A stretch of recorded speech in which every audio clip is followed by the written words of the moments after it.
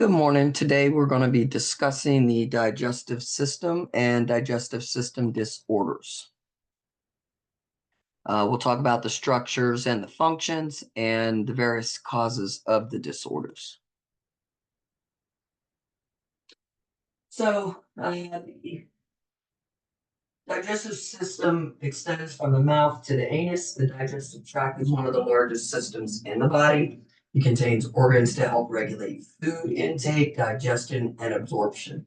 In addition to this, it also eliminates the waste products from the food and from various metabolic processes.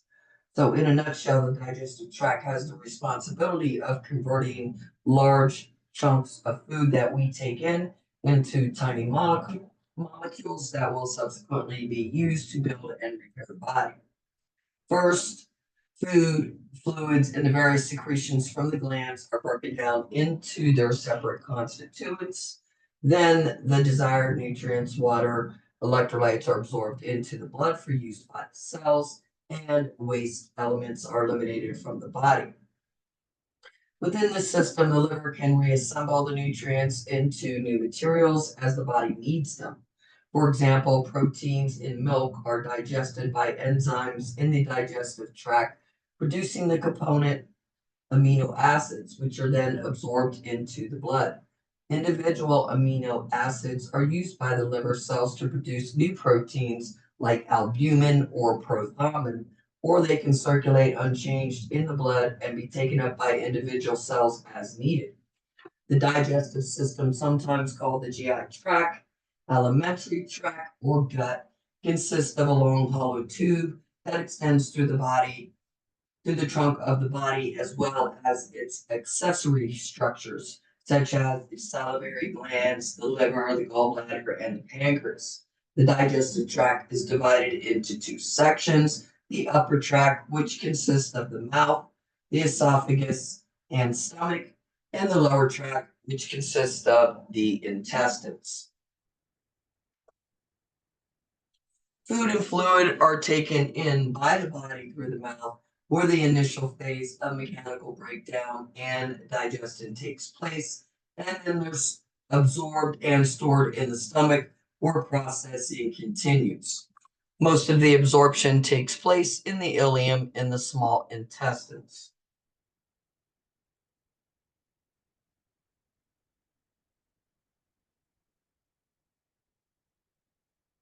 Now, this diagram kind of just shows you how each part works. So in the mouth, we have those salivary enzymes like amylase that start the carbohydrate digestive process and break up the food products.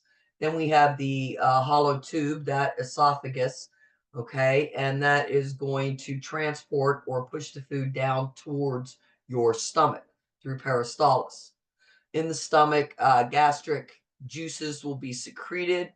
Hydrochloric acid helps kill bacteria, and enzymes are secreted also to break down the proteins. In the liver will produce bile that will help break up the fat into small bits, processes from the digested food from the blood before it gets sent to the various parts of your body for use. And then we have the pancreas, which will help provide additional enzymes to help digest the different foods. The gallbladder stores the bile. When you eat, your gallbladder will squeeze the bile through the ducts into your small intestines. In the small intestines, the food is mixed with bile from the liver and the juices from the pancreas, and then sent back to your liver for more processing. Digest fats, proteins, and carbohydrates. Digest the the digestive process of fats, proteins, and carbohydrates is going to take place in the small intestines. And then the large intestines is mostly responsible for absorbing water, electrolytes. It also can help break up bacteria and contain that bacteria. It also helps make vitamin K. And then, of course, the anus expels the unused material in the form of feces.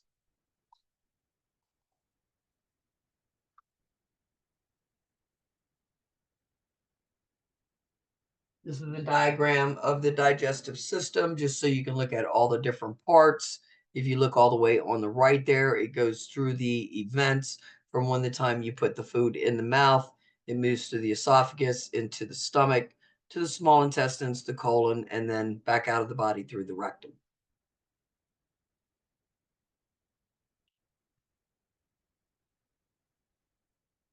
The digestive system is sometimes called the gastrointestinal tract, the alimentary tract, or the gut.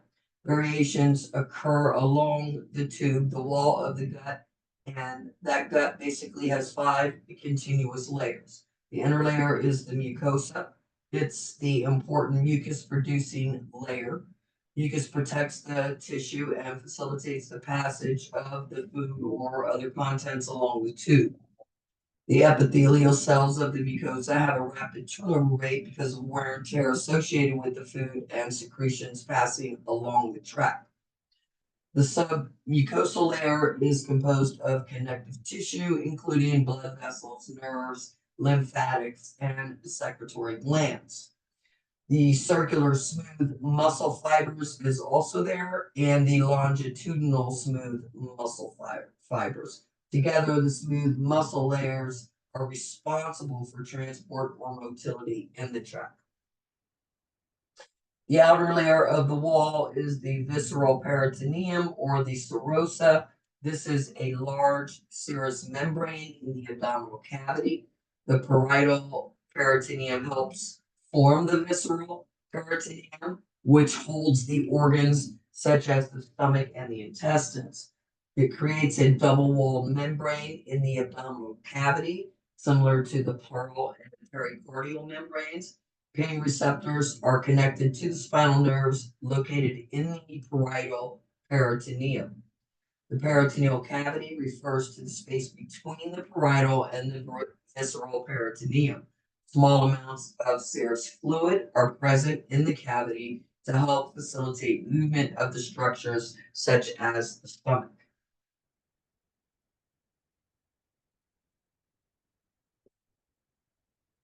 In the upper GI tract consists of the oral cavity, the esophagus, and the stomach.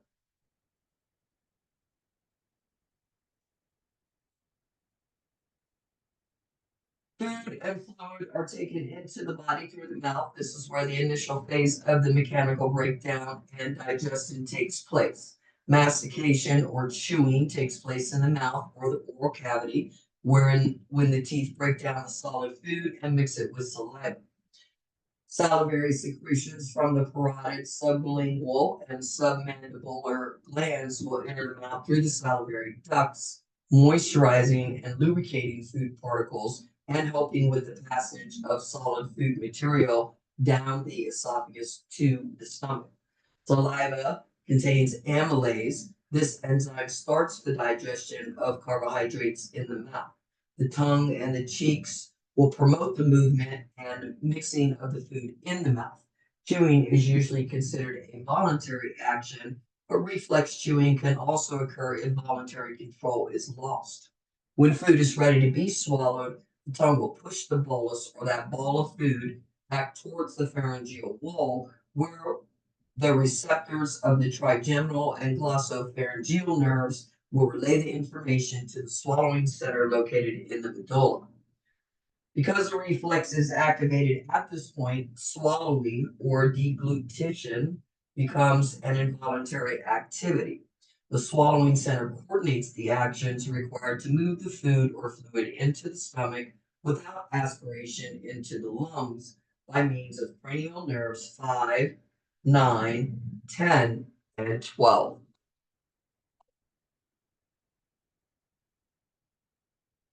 This is a picture of the oral cavity, and it's just showing you the different parts of the mouth that you should be familiar with so that you know where each process takes place or what things are affected in specific disorders.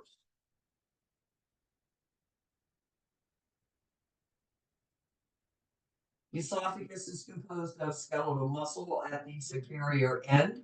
It is gradually replaced by smooth muscle. The entire tube is lined with mucous membrane and is closed except when swallowing is in progress. Cranial nerves 5, 9, 10, and 12 help produce the swallowing mechanism. in the following steps. The soft palate is pulled upward. The vocal cords are approximated. The epiglottis will cover the larynx. Respiration will stop. The bolus is seized by the constricted pharynx. As the bolus of food moves towards the esophagus, distending the wall, peristalsis is initiated, pushing the food down the tube of the esophagus. The distal part of the esophagus passes through the hiatus or the opening and the diaphragm to join the stomach and the abdominal cavity. The lower esophageal, gastroesophageal, or cardiac sphincter, these are all the same, relaxes in advance of the bolus, allowing it to drop in the stomach. The pressure in this sphincter normally prevents reflux of gastric contents from traveling back up into the esophagus.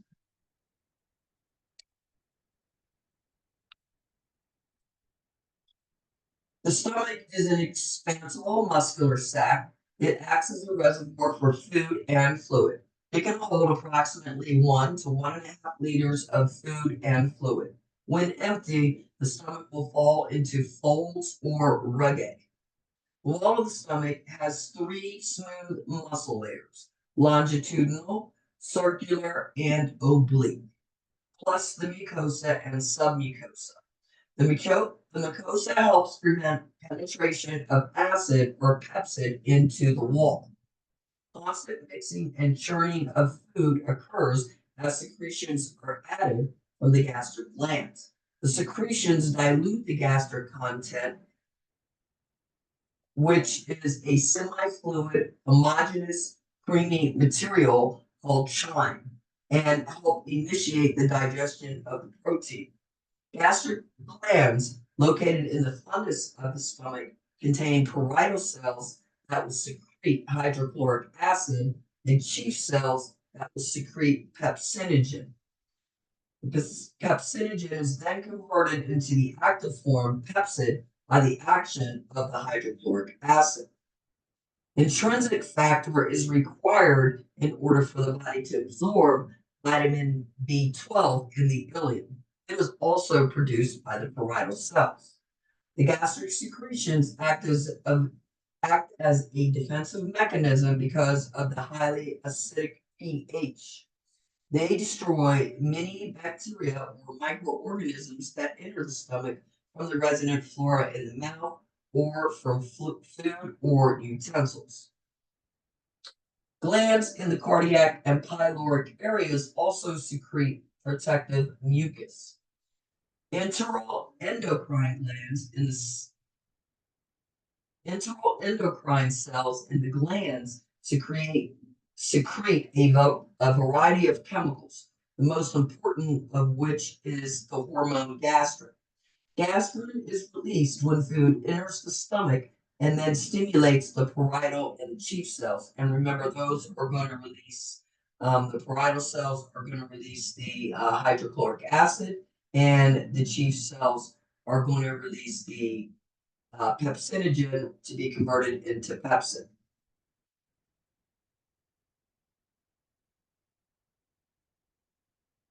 Depending on the type of food that the person ingested, gastric emptying will proceed slowly, and small amounts of chyme, approximately 1 to 3 mLs, will pass intermittently through the pyloric sphincter into the duodenum. So the pylorus and the pyloric sphincter are controlling the flow of that chyme into the stomach.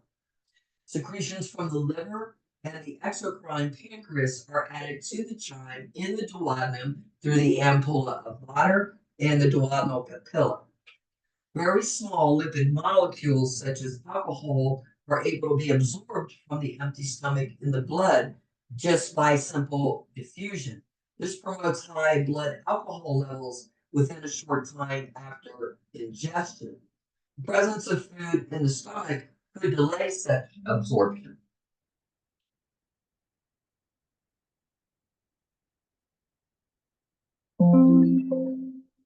The hepatic portal vein is the largest vein in the abdominal cavity.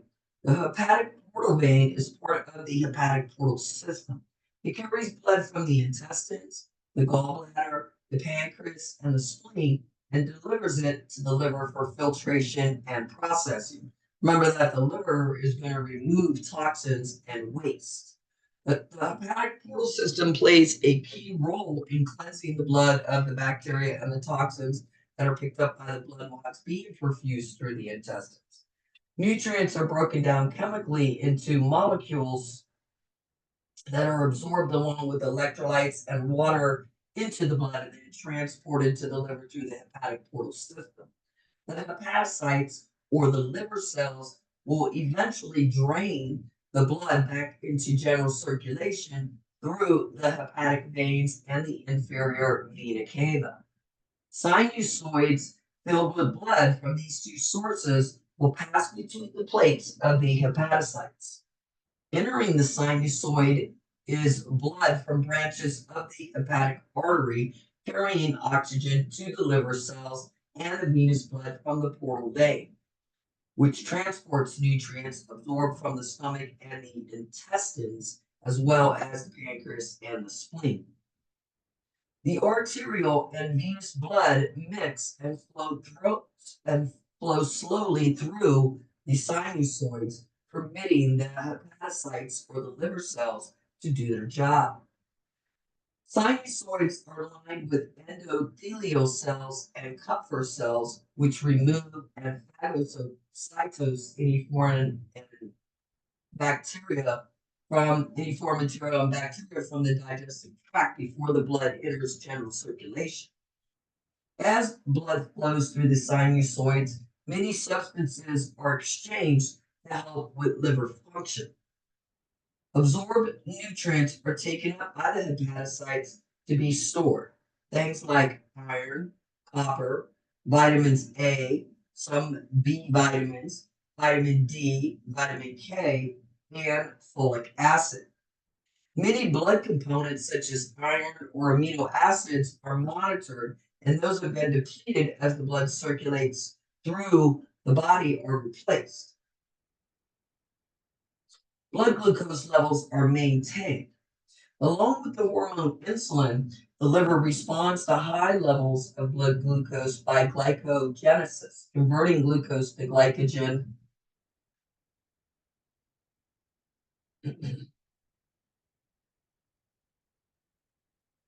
and storing it in the liver. Alternatively, the hepatocytes break down liver glycogen to glucose when the blood glucose levels drop and glucagon secretion increases. Gluconeogenesis, or the formation of glucose, can take place when blood glucose levels drop under the influence of hormones such as cortisol or epinephrine. Synthesis and control of blood levels of other materials such as plasma proteins, clotting factors, or lipoproteins are regulated by the liver.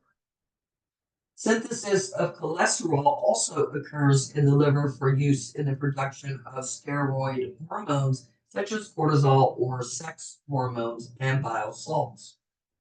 Aldosterone and estrogen are inactivated and prepared for excretion. Ammonia, a nitrogen waste that is created from the metabolism of protein, is removed from the blood as well. Drugs and alcohol are detoxified before excretion, and damaged or old red blood cells are removed from the blood to facilitate recycling of iron and protein from the hemoglobin. The liver, as well as the spleen, serves as a blood reservoir because it's capable of releasing large quantities of blood into general circulation when the blood volume is depleted. The hepatocytes of the liver constantly produce bile. Bile is vital for digestion and serves as a vehicle for removal of bilirubin and excess cholesterol from the body. Bile salts form from cholesterol and are essential to help emulsify fats and fat-soluble vitamins before they are able to be absorbed from the intestines. So as you can see, this is why the liver is called the metabolic factory, because of all the contributions that it does to the body. So this chart just goes through everything with you so that you can kind of understand how it works, how it processes, and how it detoxifies. The pancreas lies posterior to the stomach. It secretes digestive enzymes, electrolytes, and water into tiny ducts, which will eventually drain in the main pancreatic duct. Pancreatic duct carries secretions from the pancreas, joins the common bile duct, and then enters the duodenum. The major proteolytic enzymes in pancreatic secretions are trypsin, chymotrypsin, and carboxypeptidase, and ribonuclease. Pancreatic amylase helps with the digestion of carbohydrates and lipase, and pancreatic amylase aids with the digestion of carbohydrates, and lipase helps with the digestion of fats. These enzymes are secreted in an inactive form and then activated once they enter the duodenum. The pancreatic cells will produce a trypsin inhibitor to reduce the risk of enzyme activation within the pancreas. This prevents the pancreas from autodigesting itself. Pancreatic secretions also contain bicarb, which helps neutralize the hydrochloric acid in the duodenum.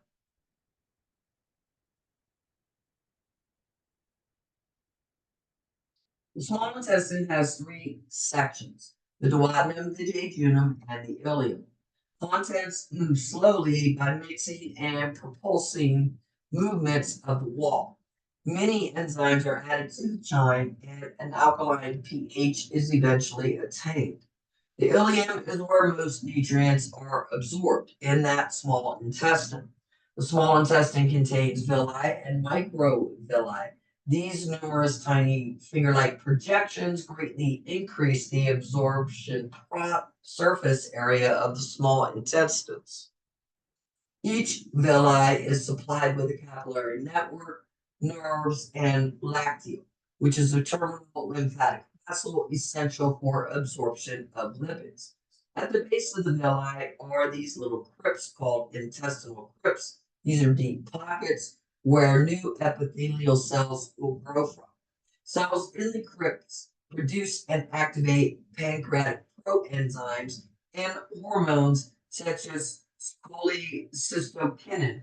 Other enzymes produced by the cells of the intestinal mucosa include peptidases, nucleosidases, lipase, sucrase, maltase, and lactase.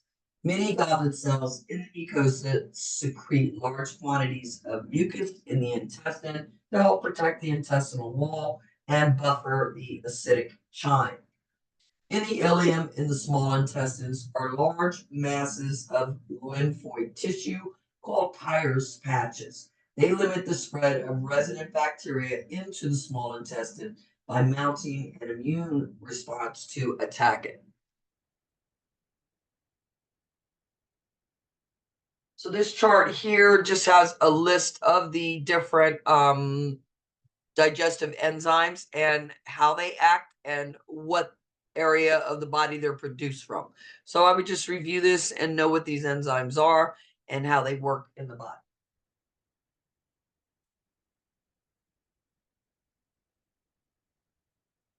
The ileocecal valve marks the entry point from the ileum into the large intestine or the colon.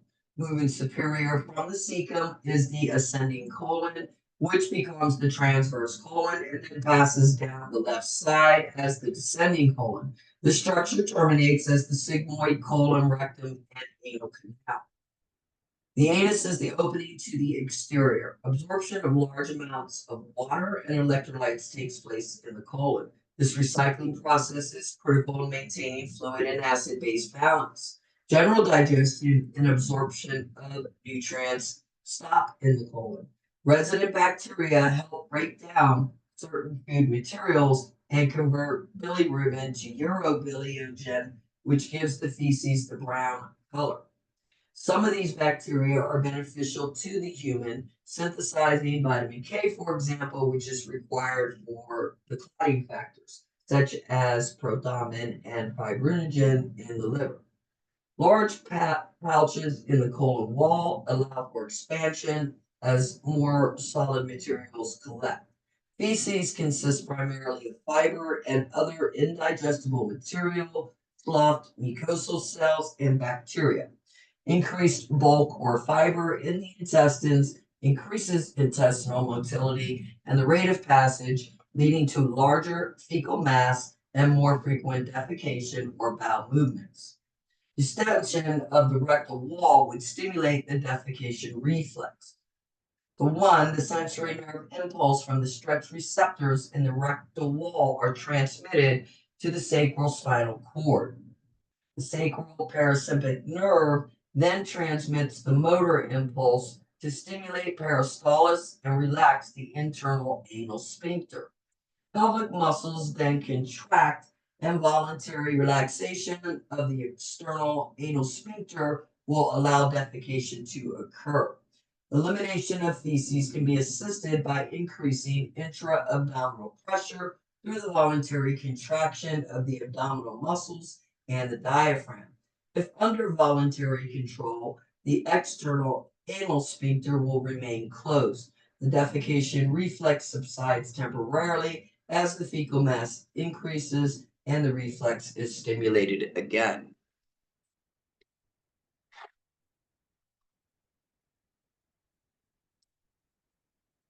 Stimulation of the parasympathetic nervous system, primarily through the vagus nerve, cranial nerve 10, results in increased motility and increased secretions in the digestive tract.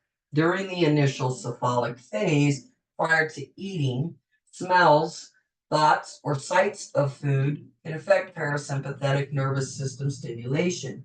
Emotions such as fear or anger can stimulate the sympathetic nervous system to inhibit GI activity. Sympathetic nervous system also leads to vasoconstriction, causing a reduction in secretions and regeneration of the epithelial smells.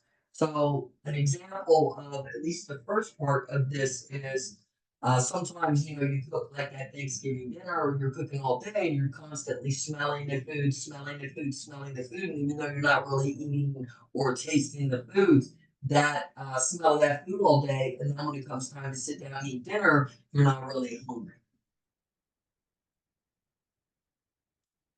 Sometimes also emotions. So, what kind of emotions? Like when someone's in the hospital and they have to sit on a bedpan, and there's a neighbor next door, and they don't want to offend the neighbor or be embarrassed by the flatulence, by the smells, and things like that.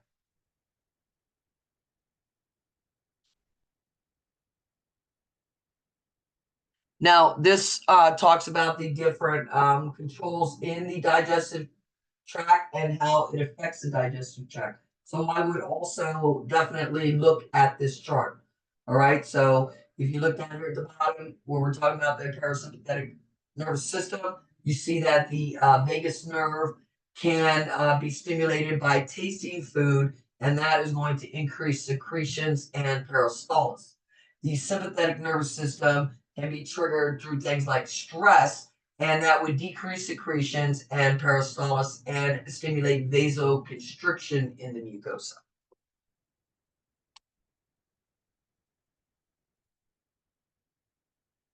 Using the facial nerve 7 and glossopharyngeal nerve 9, the parasympathetic nervous system maintains a continuous flow of saliva in the mouth. This is essential in keeping tissues moist, for cleansing actions, and to help with speech. A dry mouth for any reason can cause us to have a sensation of thirst, which helps protect us against dehydration. The sight, thought, or presence of food in the mouth can also stimulate increased salivary secretions, and these secretions usually continue for a time after we swallow. And that, again, is helpful in cleansing the mouth and the teeth. When the food reaches the stomach, distension or stretching of the stomach and the increased pH caused by the food intake activate the parasympathetic nervous system to increase peristalsis and gastric secretions. Peripheral nervous system stimulation also helps increase bile and pancreatic secretions. Depending on the amount of and the type of food involved, The stomach will empty within 2 to 6 hours after eating. The fluids pass through rapidly and fats progress slowly. Presence of food in the intestines will stimulate intestinal activity but inhibit gastric activity.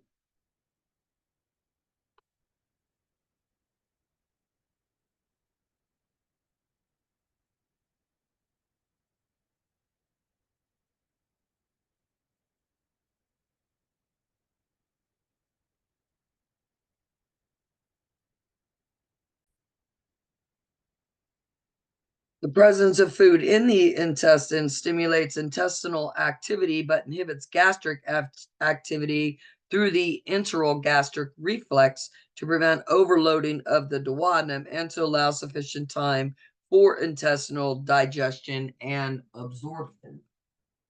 Food passes through the small intestine at a fairly constant rate.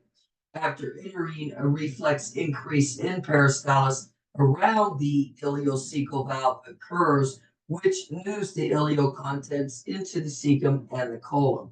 The gastrocolic reflex stimulates a mass movement of the contents from the colon into the rectum when food enters the stomach.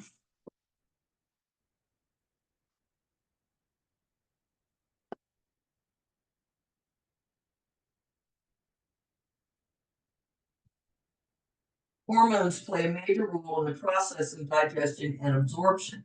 Gastrin, secreted by mucosal cells in response to distension of the stomach or in the presence of substances such as digested protein, alcohol, or caffeine. Gastrin enters the blood and circulates, then returns to stimulate gastric cells to increase secretions, increase gastric motility, relax the pyloric and ileocecal sphincters, promoting emptying of the stomach. Histamine from H2 receptors is released by local mast cells. This leads to increased secretion of hydrochloric acid. Whenever chyme enters the duodenum, mucosal cells release secretin and cholecystokinin. Secretin decreases gastric secretion and increases bicarb contents of the pancreatic secretions, while bile when the chyme is highly acidic. Cholecystokinin inhibits gastric emptying by stimulating pancreatic secretions with increased digestive enzymes and stimulating contraction of the gallbladder to increase the bile flow into the duodenum.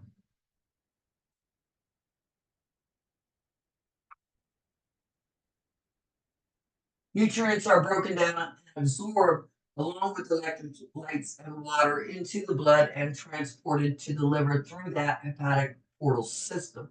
Complex carbs like starches are digested in the mouth and then in the intestine. The process of active transport for sodium requires cell energy stored by ATP. Therefore, healthy cells with a good blood supply are required. Proteins are first split into peptides or short chains of amino acids in the stomach and intestine, and then broken down by peptidases into amino acids and absorbed by the small intestines. Lipids or fats, primarily triglycerides, must first be emulsified or broken into tiny droplets by the bile or the bile salts in the small intestines. Enzymes then act on the fats to form monoglycerides and free fatty acids. These lipid soluble molecules can diffuse across the cell membrane. Lymphatic capillaries in the intestinal villi will absorb and transport most liquids as chylomicrons. A chylomicron is a lipoprotein particle that carries triglycerides in the blood during fat digestion and assimilation.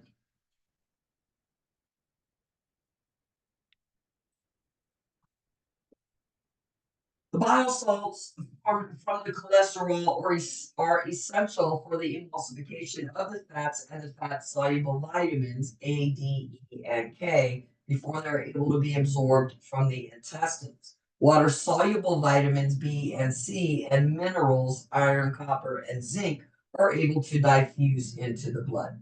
Electrolytes, sodium, potassium, chloride, bicarb, and so on may be absorbed by active transport or diffusion into the blood.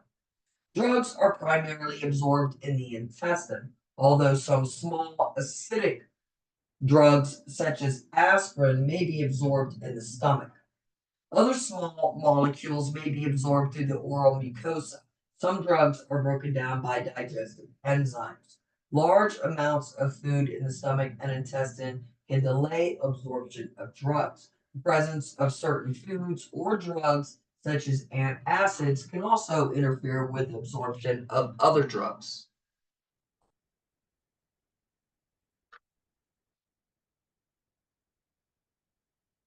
Water is absorbed through osmosis. About 7,000 milliliters of water is secreted into the digestive tract daily, with approximately 2,300 mLs being ingested in the form of food or fluids.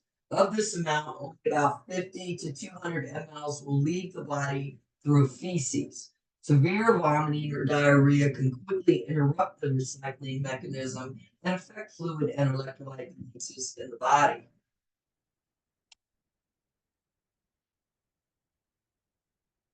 All right, next we're going to talk about common manifestations of digestive system disorders and some of the disorders themselves.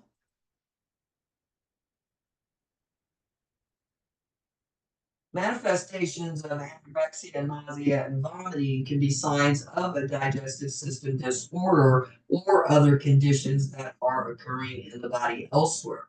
For example, systemic infections like uremia or kidney failure, emotional responses such as fear, motion sickness, pressure in the brain, overindulgence in food, drugs, or pain may initiate these signs. Nausea and vomiting are common indicators of GI disorders, and characteristics of the vomitus and the vomiting pattern can help us diagnose what's going on with the client.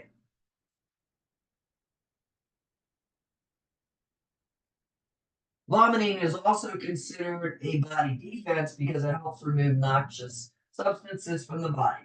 In addition, anorexia and vomiting can contribute to serious complications such as dehydration, acidosis, and malnutrition. Anorexia often precedes nausea and vomiting. Nausea is generally an unpleasant, subjective feeling and may be stimulated by distension, irritation, or inflammation in the digestive tract. Nausea can also be stimulated by smells, visual images, pain, chemical toxins, or drugs. The vomiting center is located in the medulla and it coordinates vomiting activity and the reflexes involved.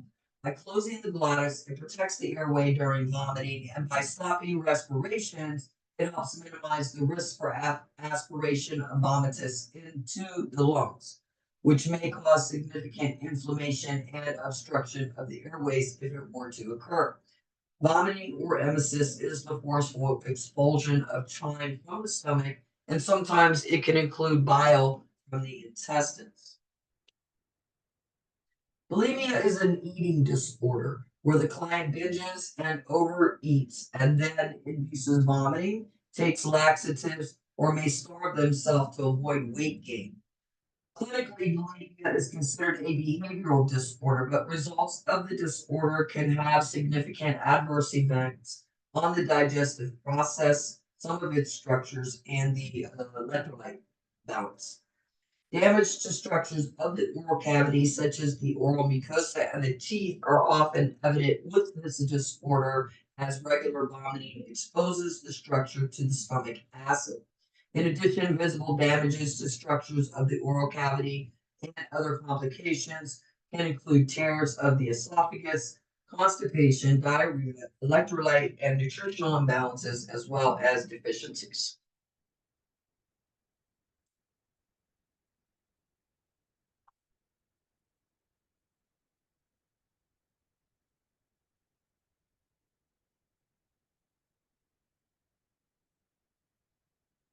The vomiting center is activated by things like distension or irritation in the digestive tract, stimuli from various parts of the brain in response to unpleasant sights or smells or ischemia, pain or stress, motion sickness, stimulation of the chemoreceptor trigger zone in the medulla by drugs, toxin, and chemicals, increased cranial pressure.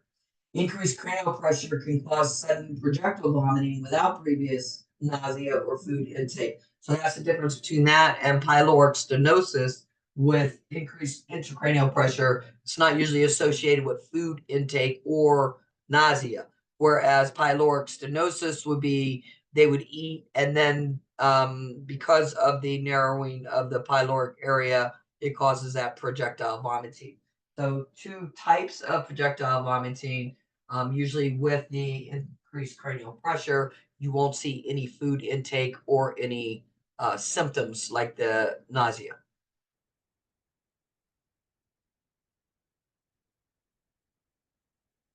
Retching may precede vomiting and it involves the same reflex as vomiting.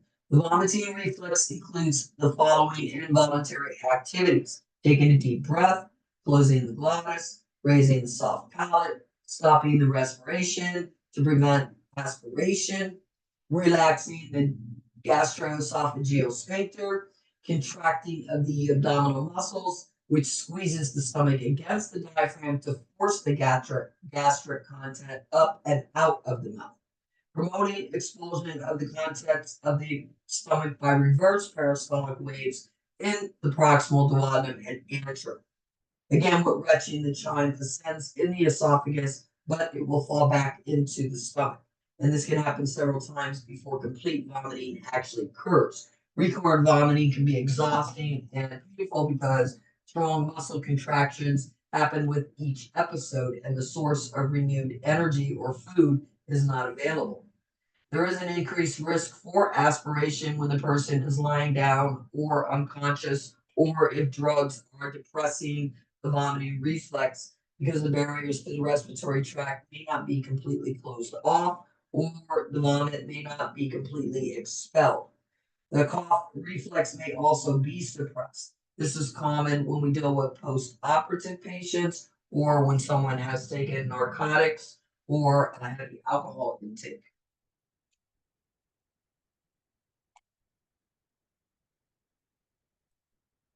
We look at the vomit itself to try to help us diagnose what's going on with the client.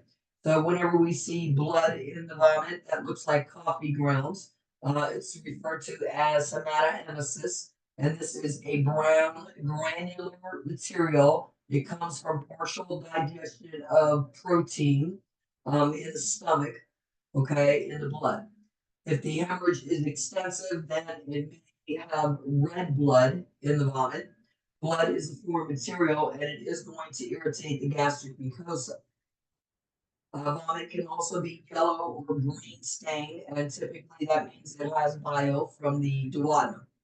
A deep brown color can indicate content from the low intestines. We usually would see this with a small bowel obstruction or a bowel obstruction, and it smells like fecal matter as well. So it's going to be this brown fecal matter looking stuff coming out of their mouth.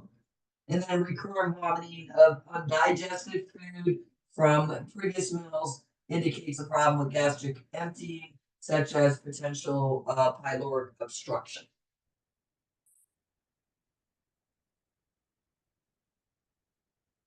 Diarrhea is an excessive frequency of stools, usually loose or watery stools. It can be acute or chronic. It's often accompanied by nausea and vomiting when infection or inflammation of the digestive tract develops. In some cases, it can occur alone or by cramping pain.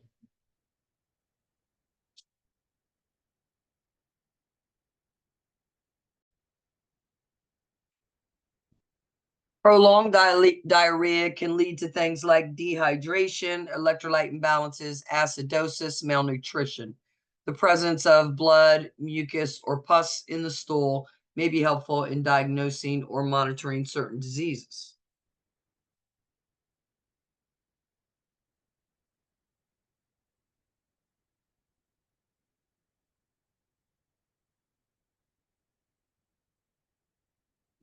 Diarrheal diseases are often referred to as enterocolitis. Large volume diarrhea, secretory or osmotic diarrhea leads to a watery stool. And this is due to increased secretions in the intestine. It's often related to infections or a short time transit, meaning that it moves very quickly, limiting reabsorption due to poor electrolyte secretion or availability. This stops the bowels from absorbing the typical amounts of water and electrolytes, resulting in a greater amount of watery stool. Common causes of osmotic diarrhea are lactose intolerance because the lactose remains undigested and unabsorbed inside the intestine, increasing the osmotic pressure of the contents. Carbohydrate malabsorption, when the body doesn't absorb certain carbohydrates efficiently, these foods can draw water into the intestines, leading to osmotic diarrhea. So, besides the lactose intolerance, it can also happen if they have an intolerance to maltose, sucrose, or fructose, or if they have something like celiac disease. Certain medications can also cause osmotic diarrhea. Sometimes laxatives have this intended effect. Small volume diarrhea often occurs in inflammatory bowel disease, and the stool may have things in it like blood, mucus, or pus. Diarrhea may also be accompanied by abdominal cramps or urgency. The person can also have something called tenesmus, which is basically spasms or contractions in that intestines. Steatorrhea, this is a fatty type of diarrhea, and usually what we'll see here is bulky, greasy, loose stools with a foul odor. This is characteristic of disorders that cause malabsorption, such as celiac or cystic fibrosis. So the food is taken in, but the body doesn't actually digest or absorb it properly. Fat is usually the first dietary component affected, and the presence of fat would interfere with the digestion of other nutrients. The abdomen is distended because of the bulk remaining in the intestines. Malnutrition is apparent in other tissues unless it's disguised by edema, and that can be due to low levels of protein in the blood or hypoproteinemia.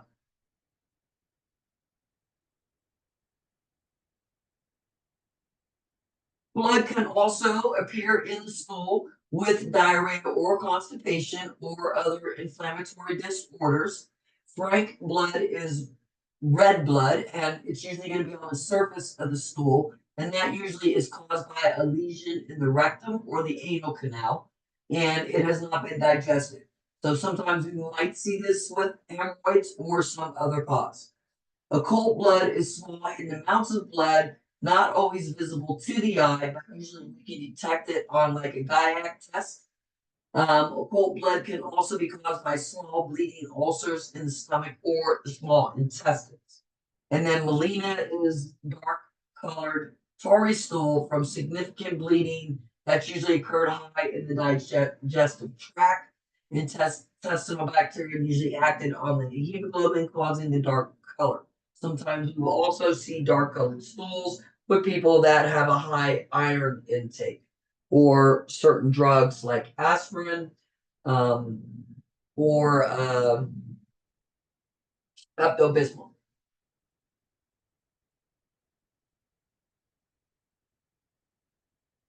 Gas develops normally from swallowed air and digestive and bacterial actions that occur on the food. Certain foods or alterations in motility can also promote gas.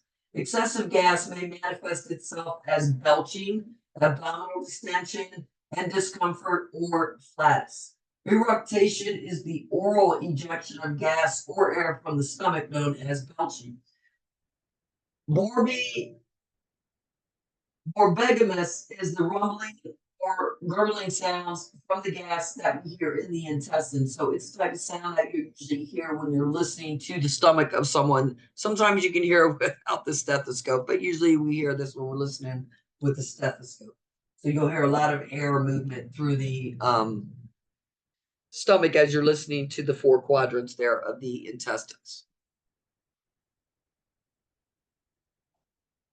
Constipation is there when there are less frequent bowel movements than normal and small hard stools will result. It can be acute or chronic. In some clients, constipation can alternate with diarrhea. Emptying of the bowel with diarrhea can lead to decreased peristalsis, leading to an increased time available for reabsorption of fluid, leading to dry, hard feces. Dry, hard feces irritates the intestinal mucosa, causing inflammation and increased secretions. Once the hard feces have expelled, diarrhea can follow. Chronic constipation may lead to development of hemorrhoids or diverticulitis. Severe constipation can lead to fecal impactions, retention of feces in the fecum and the colon, and intestinal obstruction manifested by pain and abdominal distension. Watery diarrhea can mask a fecal impaction because fluid passes the fecal plug and then seeps out.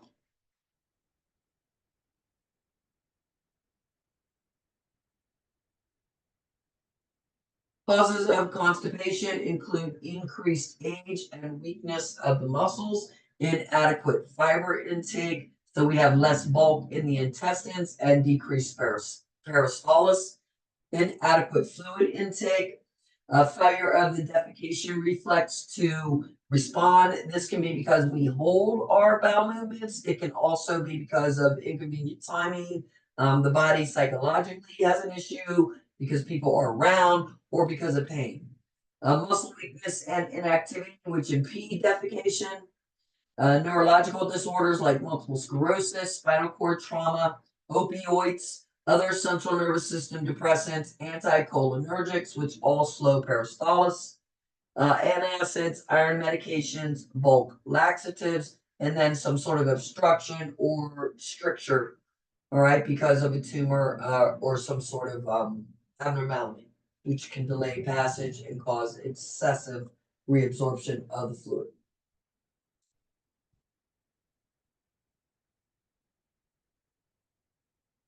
Dehydration and hypovolemia are common complications of digestive tract disorders. When vomiting and diarrhea occur along with insufficient fluid intake, fluid shifts from the blood into the digestive tract. If prolonged intracellular fluid is decreased, hypovolemia with impaired circulation and cellular dehydration may decrease function in all tissues and organs. Infants and elderly people are particularly vulnerable because of the water body ratios and the decreased ability of their kidneys to compensate quickly. Sodium is lost during vomiting and diarrhea because both mucus and enzyme secretions contain large amounts of electrolytes. Gastric secretions are high in chloride, and vomiting can lead to loss of hydrochloric acid, resulting in metabolic alkalosis. We also have a loss of hydrogen ions and chloride with increased bicarb levels. So that leads to hypochloremia.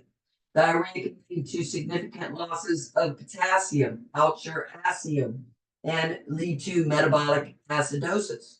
If the vomiting is severe, there's a change to metabolic acidosis. The duodenal secretions contain large quantities of bicarb and are lost. Ketoacidosis develops because of a lack of glucose, and lactic acid accumulates as a result of hypovolemia and impaired tissue perfusion. As well, increased muscle activity, which can all lead to acidosis. Metabolic acidosis may also accompany diarrhea in the presence of heavy losses of bicarb in the stool and lack of absorption of fluid and glucose. Dehydration may limit the ability of the kidneys to respond to the acidosis, leading to decompensation. Lactic acid is a byproduct of metabolism, so our cells will convert glucose to lactate to use for energy in a process called anaerobic glycolysis. The cells do this when they need immediate energy that can't be supplied by the oxygen. We might need to use it when our muscles or tissues are oxygen deprived. Lactic acidosis itself is a buildup of lactic acid in your bloodstream. And it happens if your body produces too much lactic acid or is not able to metabolize enough of the lactic acid that is produced. Your body produces more lactate when your tissues are deprived of oxygen. However, if your lactate levels rise too high, your pH is going to fall and your cardiac output can be increasingly suppressed, and that can lead to organ failure and death. This is something that we would typically see in a client that develops sepsis.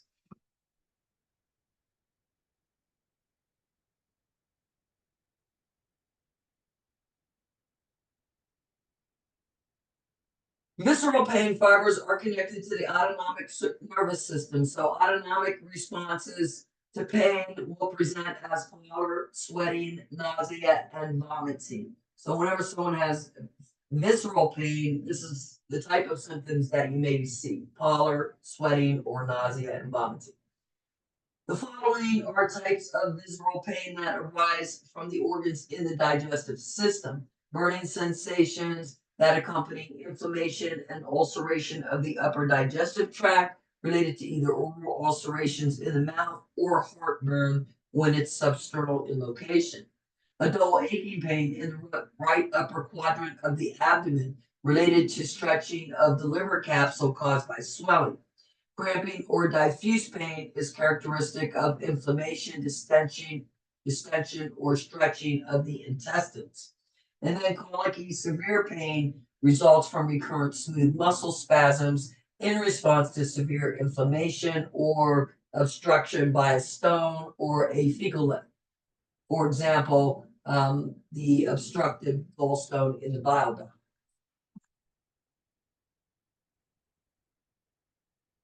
Somatic pain receptors are directly linked to spinal nerves and may cause a reflex spasm of the overlying abdominal muscles, which leads to a rigid abdomen or guarding. Somatic pain is characterized by a steady, intense, well-localized abdominal pain, and it typically indicates involvement or inflammation of the parietal peritoneum. The parietal peritoneum contains numerous pain receptors. This forms the basis for the rebound tenderness felt over an area of inflammation, such as that develops with acute appendicitis. Response is elicited when pressure is applied slowly to the abdomen by the fingers and then suddenly released, resulting in sharp pain at the site.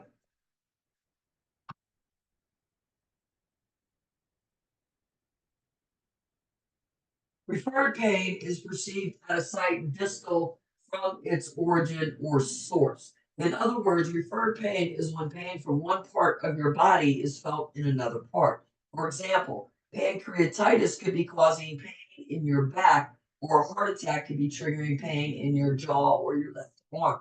This phenomenon happens when visceral and somatic nerves converge at one spinal cord level, and the source of the visceral pain is then perceived as the same as that of the somatic nerve.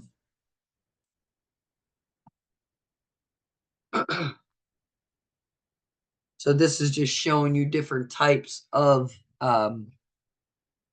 referred pain.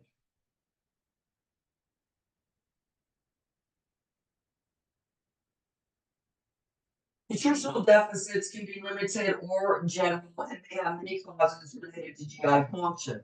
There may be a specific problem such as a B12 deficiency because of a lack of intrinsic factor from the gastric mucosa. Malabsorption, liver damage, or a bleeding ulcer can cause iron deficiencies. General malnutrition can be caused by chronic anorexia, vomiting, or diarrhea related to GI malfunction or other systemic causes.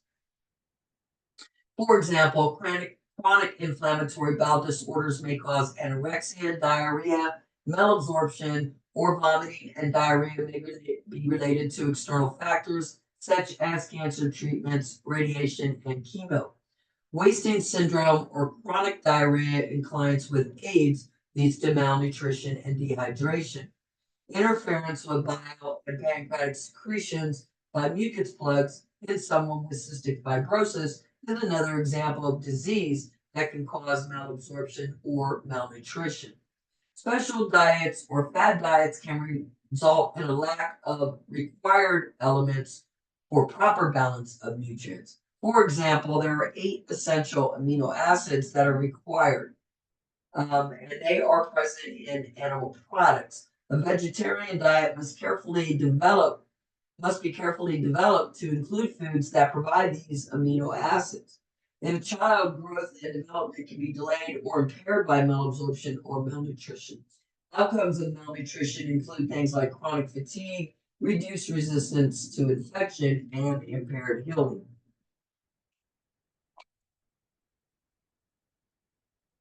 Obesity occurs when the energy value of the food consumed is greater than that required of the body. A BMI greater than 30 is indicative of obesity, a condition often seen in individuals who do not include fresh fruits or vegetables in their diet.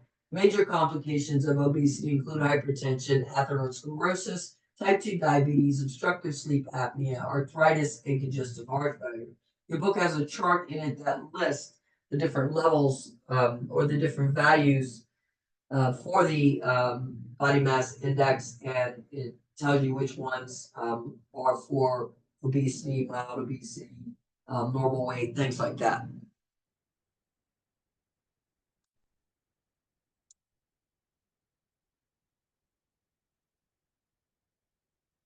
Radiography or X-ray is useful in diagnosing digestive system disorders.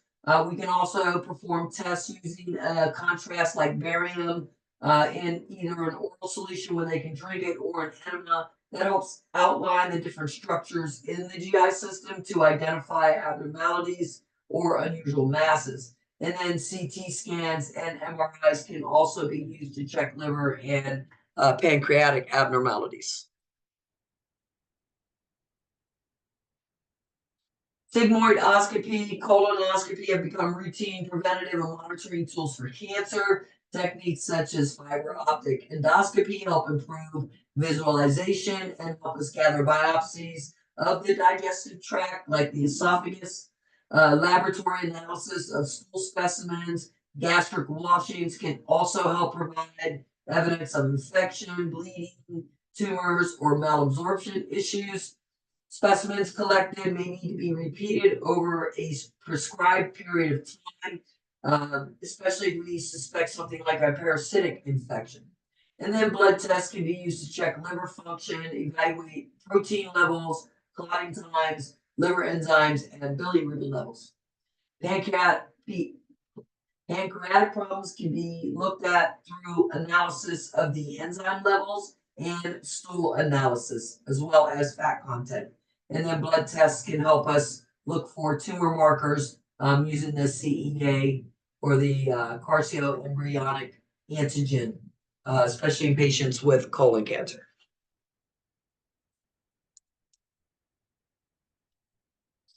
All right, I did have the list here for you. You can just review this. This is the dietary modifications that we might do, as well as stress reduction techniques. And there are a variety of drugs that can help with this.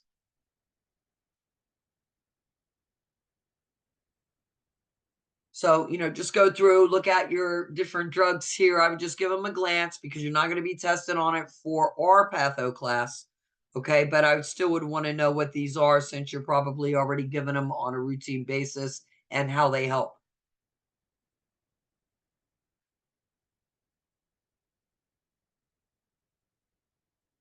All right, remember, mycins never let you win, toxic to your kidneys and your hearing. A lot of the pancreatic drugs, those have to be given with meals.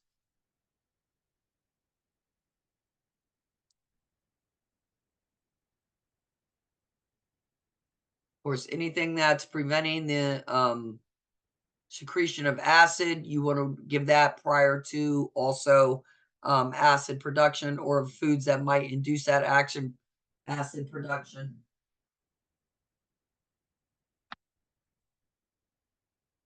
All right, here are some of your common upper GI tract disorders. So it can be a disorder in the mouth, swallowing difficulty, dysphagia, some sort of esophageal cancer, hiatal hernias, GERD, gastritis, peptic ulcers, gastric cancer, dumping syndrome, and pyloric stenosis.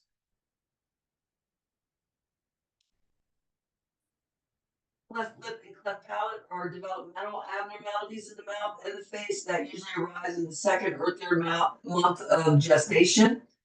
Cleft lip and cleft palate appear to be multifactorial in origin, meaning they have a number of reasons why someone develops this. However, there are some inherited and environmental factors.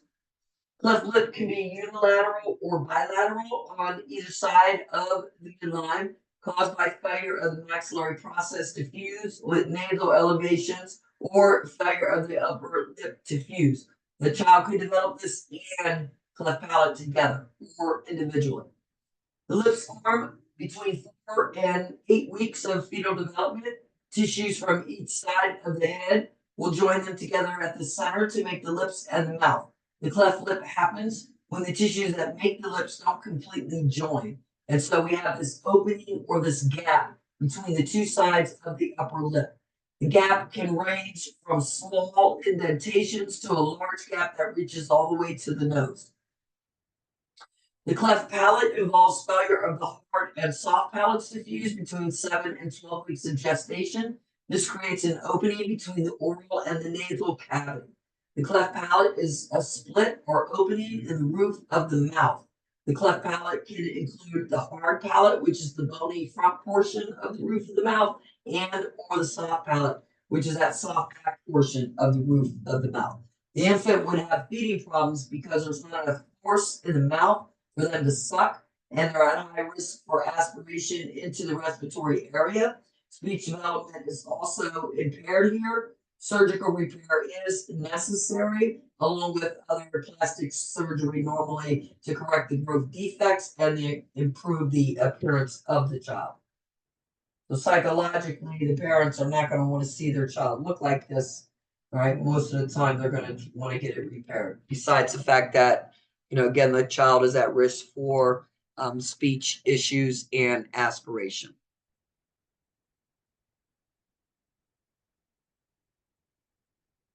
All right, so here's a picture of the cleft lip.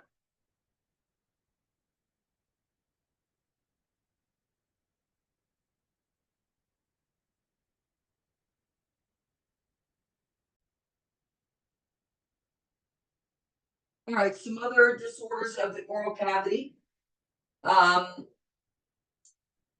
Aphthous ulcers, aphthous stomatitis, or canker sores are common. The aphthous ulcers are small, shallow, painful lesions occurring on the movable mucosa, the buccal mucosa, the floor of the mouth, the soft palate, and the lateral borders of the tongue. Central ulceration will develop here with a punched out white appearance surrounded by red border. The oral cavity has large and varied resident flora, and these microorganisms will thrive in the crevices of the mouth where it's moist and warm. Now, Streptococcus sanguinis, this is a bacteria that's abundant in the oral cavity, and it may be a cause of these sores or ulcers. They're part of the viridans streptococci. The ulcers will heal usually spontaneously in about a week or so.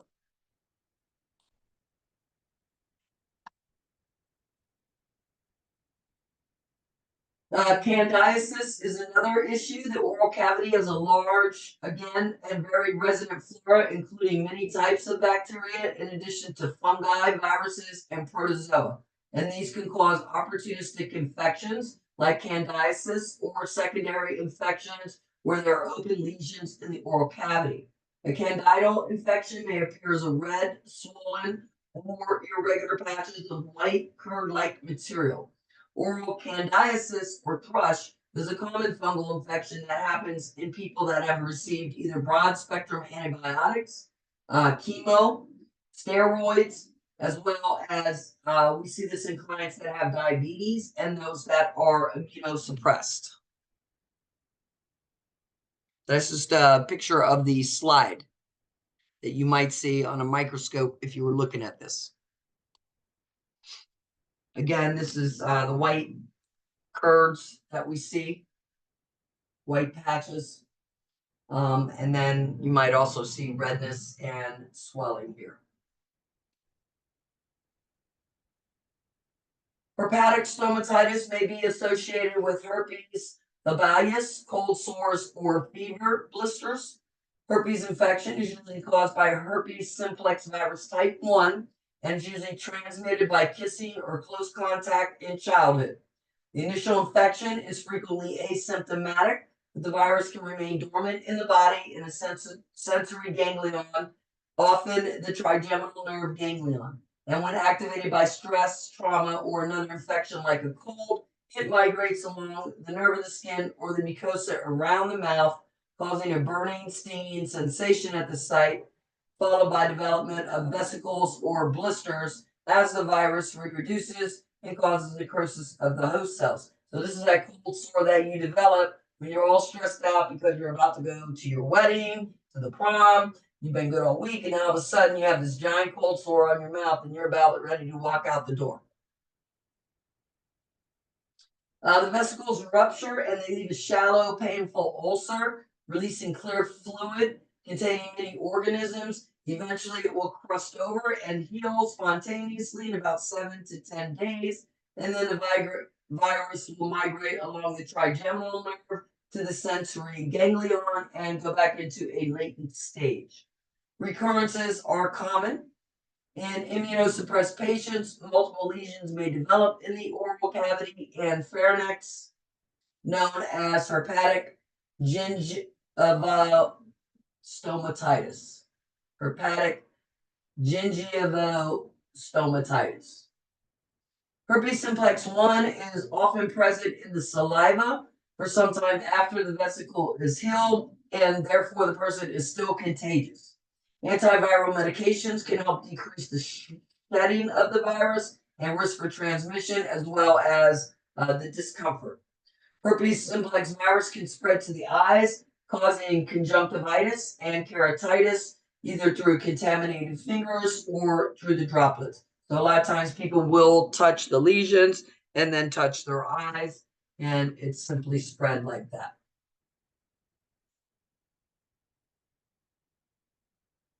This is known as herpetic whitlow, okay? And dental personnel can develop this if they're not using the proper PPE and someone has an active disease or a lesion. All right, syphilis, this is an infection caused by the spirocat Treponema pallidum, and the most common route of transmission is sexual activity. Syphilis can cause oral lesions that are highly contagious in the first and second stages. The primary stage is characterized by a chancre, a painless ulcer usually found on the tongue, lips, or palate. Lesion heals spontaneously without treatment in 1 to 2 weeks. The second stage can be manifested by red macules or papules on the palate or by mucus patches. So we'll see multiple irregular, loose, white, necrotic material on the mucosa, and it's highly infectious. This lesion will also heal spontaneously. Lesions may be missed, so immediate treatment of the infection and control of transmission may be hampered. Most stages are treated with long-acting injectable penicillin.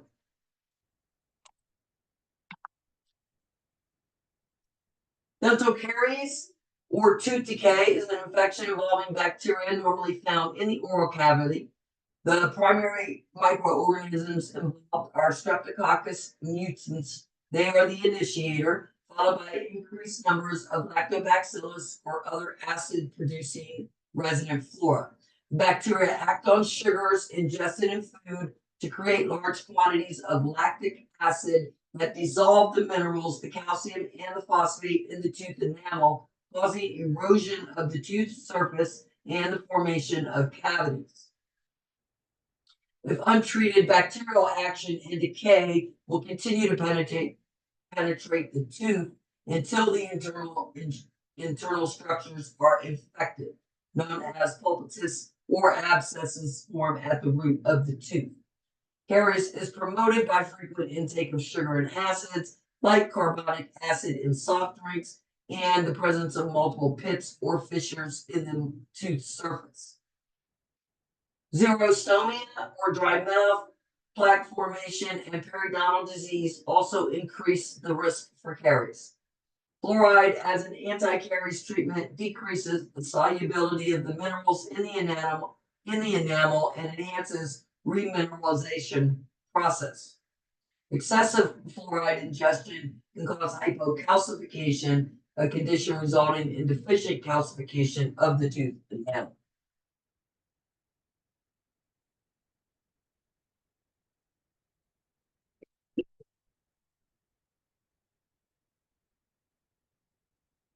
Periodontitis is the infection and damage to the periodontal ligament and bone and subsequent loosening and possible loss of teeth. Periodontal disease is often caused by poor oral hygiene, but can also be aggravated by other diseases or medications. Gingivitis or inflammation of the gingiva causes the gingival tissue to become red, soft, swollen, and bleed easily. This may be from accumulated plaque near the gingiva. Microbes secrete substances that enable them to adhere to the surface of the tooth and to the plaque. Calcus or tartar refers to calcified plaque, which is irritating to the tissue. Poor oral hygiene also predisposes people to gingivitis. Toothbrush trauma resulting from improper or excessive brushing or use of abrasives on the teeth can create extensive grooving on the surface of the tooth, increase plaque retention, damage the gingivae, and amplify tooth sensitivity. Gingival hyperplasia occurs with long-term use of drugs such as phenytoin, diet, and cyclosporine. Overgrowth, sometimes called pregnancy tumor, can also occur from hormone changes associated with pregnancy or use of oral contraceptives. Necrotizing periodontal disease, also called trench mouth, formerly acute necrotizing ulcerative gingivitis, is a common infection caused by anaerobic opportunistic bacteria in people whose tissue resistance is decreased by stress, smoking, disease, or nutritional deficits. Serious forms of periodontal disease develop when there's an increase in activity of gram-negative anaerobic bacteria as they enter the plaque. These microbes secrete toxins and enzymes destructive to the tissue and white blood cells. Plaque and calculus have progressed on the tooth below the gingival margin, causing inflammation in the tissue around the root of the tooth. Ultimately, we see destruction of the periodontal attachment of the tooth and the surrounding alveolar bone. An enlarging periodontal pocket forms around the tooth, promoting more anaerobic bacterial activity and active infection. The mucosa will be red and swollen and bleeds easily. The tooth will feel loose. In addition, gingivitis and poor oral hygiene In addition to gingivitis and poor oral hygiene, periodontitis is aggravated by smoking, which promotes callus formation, cancer and chemotherapy, diabetes with decreased tissue resistance and poor healing, and HIV infections, particularly AIDS, in which the periodontitis is rapidly progressive and often resistant to treatment.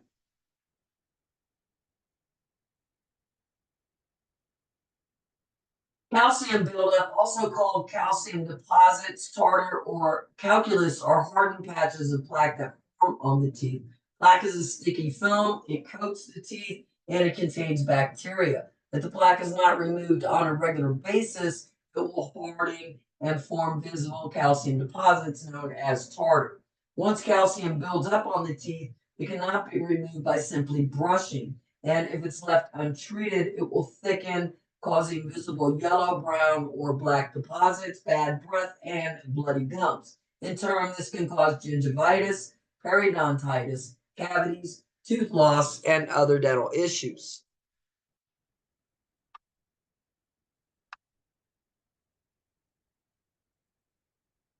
Periodontitis occurs when organisms enter the gingival blood vessels and travel to the connective tissues in the bone of the dental arch. Reabsorption of the bone and loss of the ligament fibers result in a weakened attachment of the teeth. This may result in a total loss of the tooth from the socket. Treated by antimicrobials, local surgery of the gingiva, and improved dental hygiene.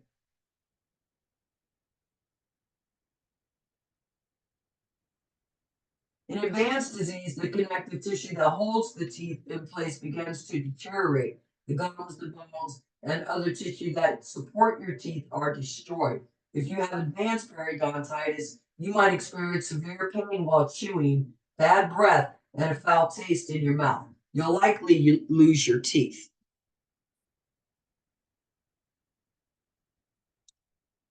This is a picture of the upper and lower arch, the two dental arches.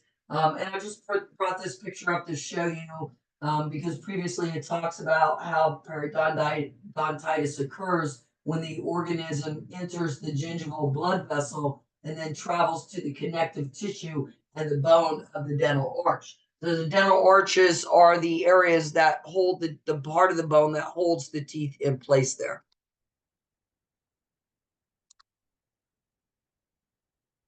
An example of hyperkeratosis is leukoplakia. This is a white plaque or epidermal thickening of the mucosa, and it occurs on the mucosa, the buccomucosa, the palate, or the tongue. It can be related to smoking or chronic irritation, and it does require monitoring because in some cases, epithelial dysplasia beneath the plaque can develop into squamous cell carcinoma.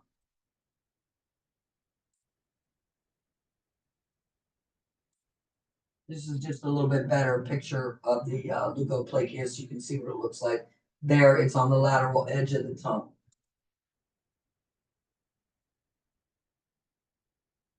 The common cancer of the oral cavity is squamous cell carcinoma. These cancers are more common in people over the age of 40, especially smokers or anyone with pre-existing leukoplakia or history of alcohol abuse. Malignant tumors in the oral cavity have a poor prognosis because they're often hidden and painless. Common sites are the floor of the mouth and the lateral borders of the tongue. The carcinoma initially appears as a white thickening and then develops either into a nodular mass or an ulcerative lesion, which persists. Intraoral cancer spreads first to the regional lymph nodes and nodes in the neck. Lip cancer is usually found on the lower lip and is obvious and accessible and has a much better prognosis. It usually spreads locally and is common in pipe smokers, especially. Kaposi sarcoma may occur in clients with AIDS. This typical lesion is brownish or purple macular lesion, and in the mouth, it's usually found on the palate, and it can develop into a nodular mass.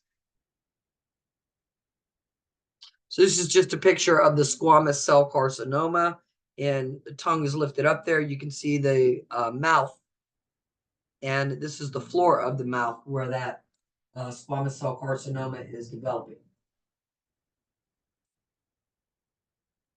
All right, next we're talking about salivary gland disorders. So salidintitis refers to inflammation of the salivary glands, infectious or non-infectious. The parotid gland is most frequently affected by both infectious agents and tumors. Bacterial infection may spread from the mouth. Mumps or infectious parotitis is a viral infection leading to bilateral swelling of the parotid gland. Your parotid glands are just below and in front of each ear. You also have two other pairs of major salivary glands, sublingual under your tongue and submandibular under your jaw.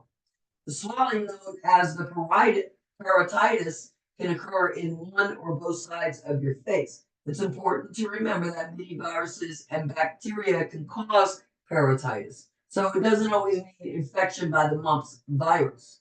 Non-infectious parotitis can develop in debilitated or elderly clients who lack proper fluid intake and mouth care.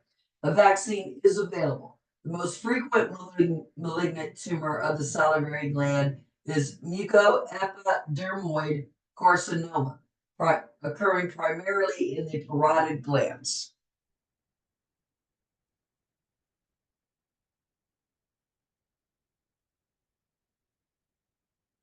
So here we can see mumps with the unilateral parotid swelling. You can see right in front of the ear where that area is swollen. Dysphagia or difficulty swallowing has many causes, from neurological deficits, muscular disorders, or mechanical obstruction. It can manifest as pain with swallowing, inability to swallow large pieces of solid material, difficulty in swallowing liquids, all depending on the cause of the problem.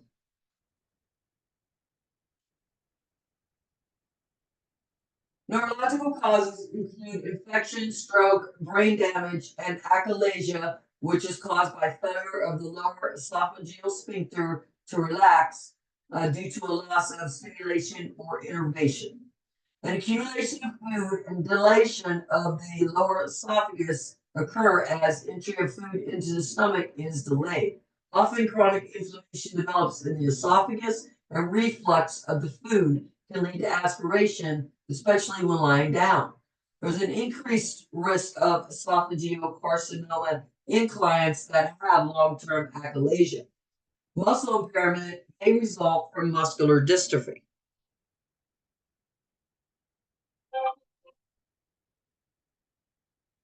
Mechanical obstructions include congenital atresia, a developmental defect in which the upper and lower esophageal segments are separated, forming a blind pouch.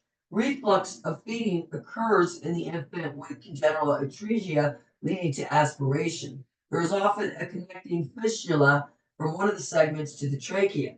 Surgical resection is required to prevent aspiration and provide fluid and nutrients to the client. Stenosis or narrowing of the esophagus may be a developmental or acquired defect. The acquired form is usually secondary to fibrosis accompanying chronic inflammation, ulceration, esophagitis, or radiation therapy. Stenosis or stricture may also result from scarred tissues that have been formed after accidental ingestion of a corrosive chemical such as lye or other cleaning materials. So, in the case where a small child may have drank something they shouldn't have and it did damage here.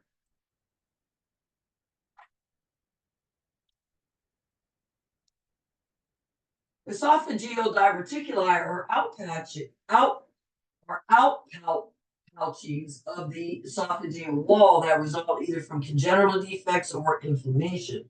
Accumulated food in the pouch will obstruct the flow of food down the esophagus, causing irritation, inflammation, and scar tissue in the wall. It is often regurgitated upward at a later time with the possibility of aspiration into the respiratory tract. Signs of diverticuli include dysphagia, foul breath, chronic cough, and hoarseness. Occasionally, ulcers can form in the esophageal wall and bleed. Tumors may be internal or external. External tumors are located outside of the esophagus,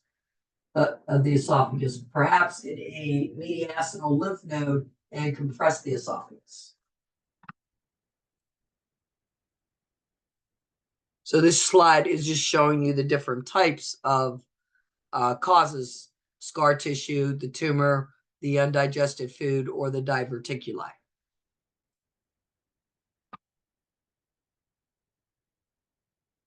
And here it shows you in the top left slide the congenital atresia, where the tube ends in a blind patch because the connection that's normally there is missing. That's a developmental issue there. They also have congenital tracheoesophageal fistula. All right. And for this one, the client can really get sick. On the left one, there's a blind pouch, but on the right, the food can go right into the trachea and cause immediate choking or aspiration. Again, neurological causes include damage to cranial nerves 5, 7, 9, 10, or 12 that all have to do with swallowing, producing saliva, and the way those nerves and muscles work. And then the achalasia, which is the failure of the lower esophageal sphincter to work there.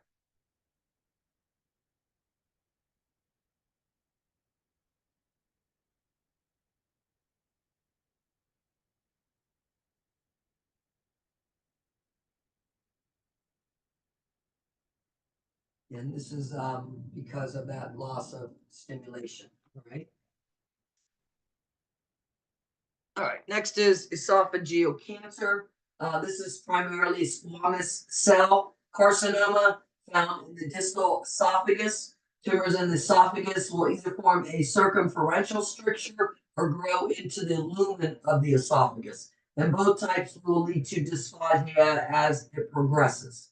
Esophageal cancer is associated with chronic irritation. So we would see this usually in clients that have a history of chronic esophagitis, achalasia, hiatal hernia, alcohol abuse, or smoking. Initial signs of dysphagia will occur late, and the prognosis for this is usually poor. So this is just showing you a picture of the squamous cell carcinoma of the esophagus.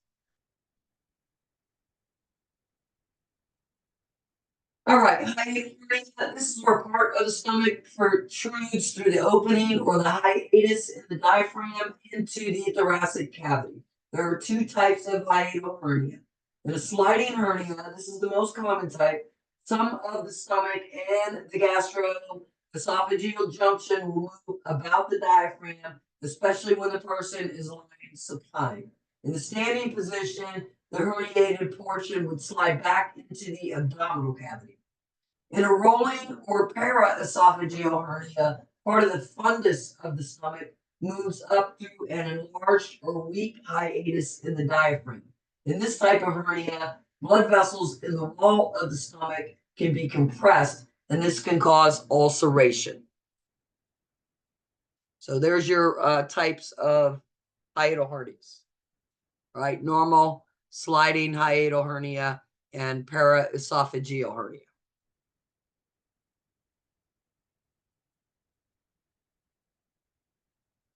So food lodges in the pouch that's created by the hernia. This causes inflammation of the mucosa, reflux of the food up the esophagus, dysphagia, and the mass of food can enlarge and obstruct the passageway. Chronic esophagitis can cause fibrosis and stricture. Incompetent gastroesophageal sphincters are not seen that often in clients with a hiatal hernia. I'm sorry, an incompetent gastroesophageal sphincter is frequently, not infrequently, is frequently seen in clients with the hiatal hernia, and this increases their risk for reflux. Factors that contribute to the hiatal hernia include shortening of the esophagus, weakness of the diaphragm, or increased abdominal pressure from something like pregnancy. Signs of the hiatal hernia include heartburn or pyrosis, which is substernal burning sensation accompanied by a sour taste after meals, frequent belching with regurgitation. Discomfort is increased when they lie down after eating or when they bend over or cough. Dysphagia is common because of inflammation of the esophagus or because of the food collected in the pouch compressing the esophagus. Persistent or mild substernal chest pain will occur after meals and is a frequent complaint because of inflammation or distension of the pouch. Symptoms can often be reduced by eating frequent small meals and avoid lying down after the meals.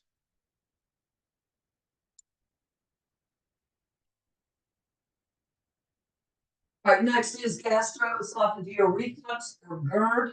This involves the periodic flow of gastric content into the esophagus. It often occurs with the hiatal hernia and other conditions.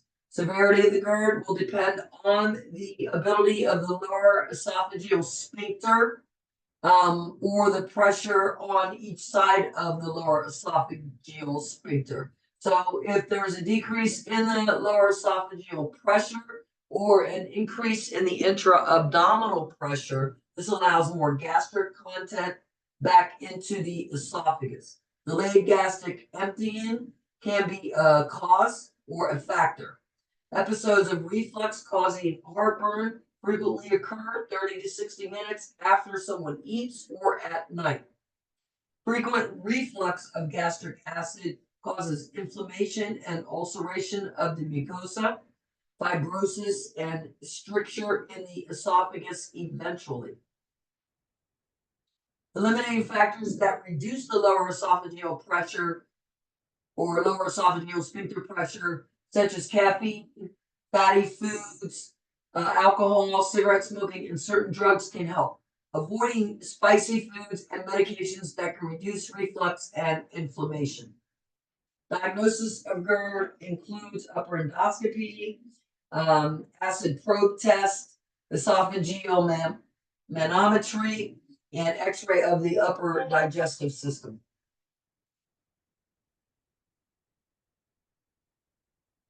Gastritis is inflammation of the stomach that can occur in many forms. It can be acute or chronic, and they represent two different types of diseases. Acute gastritis may be mild, transient irritation with only vague signs, or it may be more severe, ulcerative, or hemorrhagic.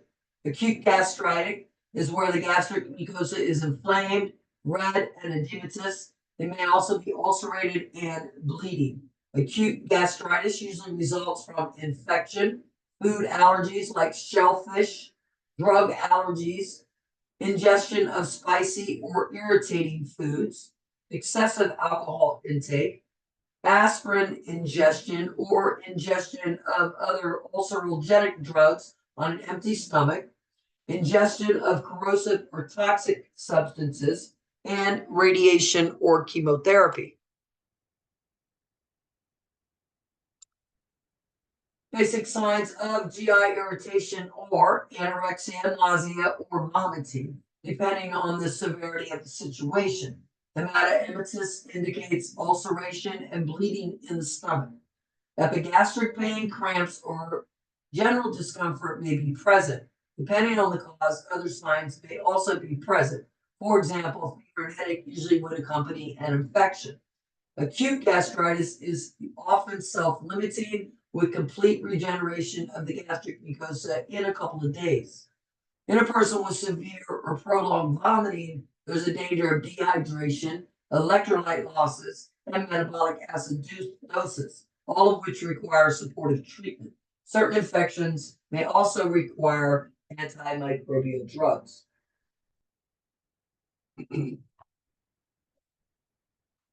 Chronic gastritis is characterized by atrophy of the mucosa of the stomach and loss of the secretory glands. The loss of parietal cells leads to aclohydria and lack of secretion of the intrinsic factor. So we have low or no chloride here and or hydrochloric acid, and we're also not producing the intrinsic factor. This is required for absorption of B12. Infection with H. pylori is often present here.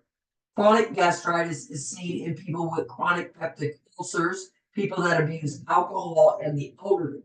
Autoimmune disorders such as pernicious anemia are also associated with the type of chronic gastric atrophy. Many cases are idiopathic, meaning the idiots don't know how we got it.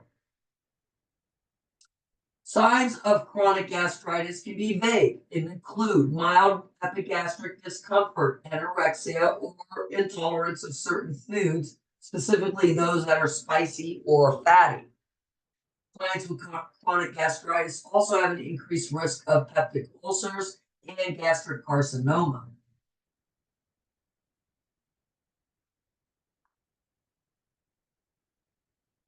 Gastroenteritis is the involvement of the stomach and the intestines in an inflammatory process, usually caused by infection, but can be a result of allergic reaction to food or drugs. Inflammation of the gastric mucosa stimulates vomiting.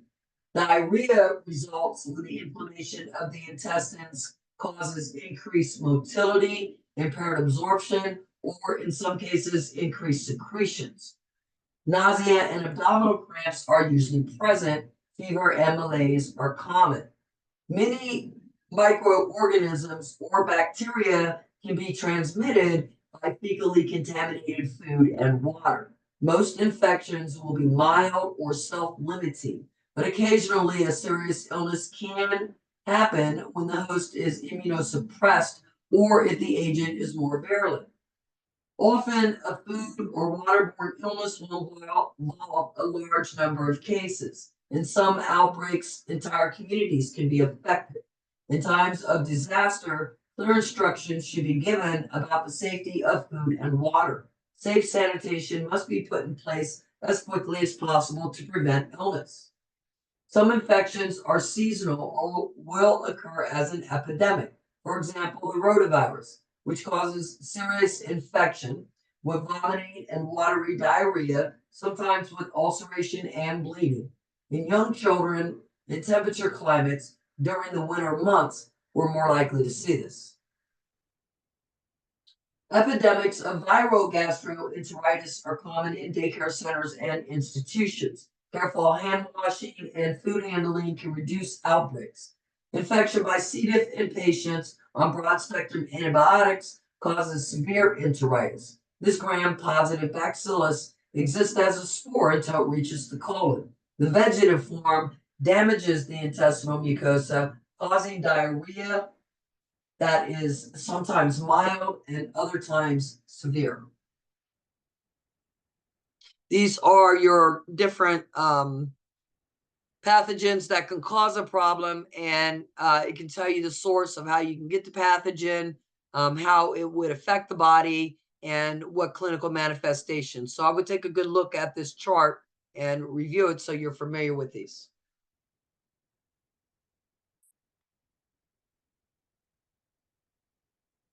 E. coli is usually a harmless microbe that is normal and found as a resident in the intestines. Some infective types can adhere to the mucosa and secrete enteral toxins, causing gastroenteritis, especially in kids that are in nursery school or in people that travel. So it's sometimes known as traveler's diarrhea. Some strains are invasive and cause 5 forms of intestinal disease. So enteral invasive E. coli, EIEC, penetrates, reproduces in, and destroys the epithelial cells of the colon.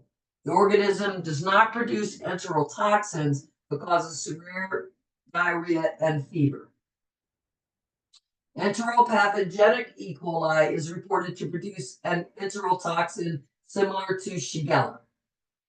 Enteral aggregative E. coli produces persistent diarrhea in young children. It also produces a hemolysin produced by strains that commonly cause urinary tract infections. Onset is acute with severe watery diarrhea, cramps, progressing to bloody diarrhea, and can last up to a week. In some, the toxin is absorbed and circulates, resulting in hemolysis of blood cells, leading to anemia, thrombocytopenia, and acute renal failure requiring dialysis. Few individuals have experienced neurological effects, such as seizures. Enteral hemorrhagic E. coli is caused by a specific strain of O157H7. These highly virulent strains are present in cows, and infection has arisen from food and water contaminated with the strain, such as water runoff from contaminated pastures into wells, partially cooked ground beef, or unpasteurized milk, or from contamination by other oral fecal routes such as diapers or direct contact. These strain of E. coli release virocytotoxins, Shiga-like toxins in the intestines, causing damage to the mucosa and the blood vessel walls, and may subsequently affect blood vessels in the kidneys and other parts of the body.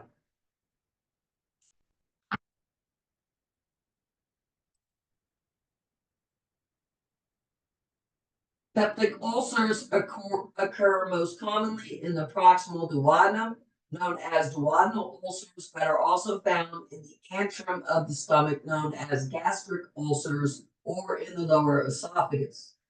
Peptic ulcers will appear usually as a single small round cavity with a smooth margin and penetrate the submucosa.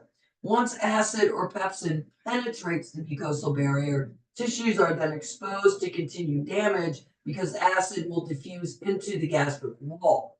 Once acid or pepsin penetrates the mucosal barrier, tissues are exposed to continued damage because the acid diffuses into that gastric wall. Ulcers may erode more deeply into the muscularis and eventually may perforate the wall. An area of inflammation surrounds the crater. When the erosion invades a blood vessel wall, bleeding takes place. Bleeding may involve a persistent loss of small amounts of blood or massive hemorrhage, depending on the size of the blood vessel involved.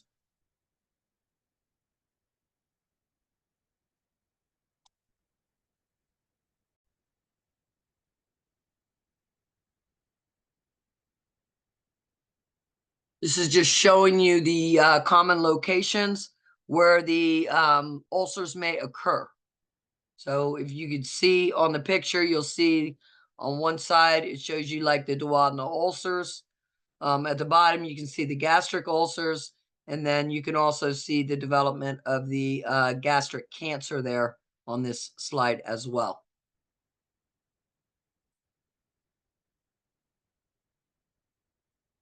Chronic blood loss may be detected by the presence of iron deficiency anemia or occult blood in the stool. One of these may be the first indicator of a peptic ulcer. So this is a bleeding ulcer on the gastric mucosa.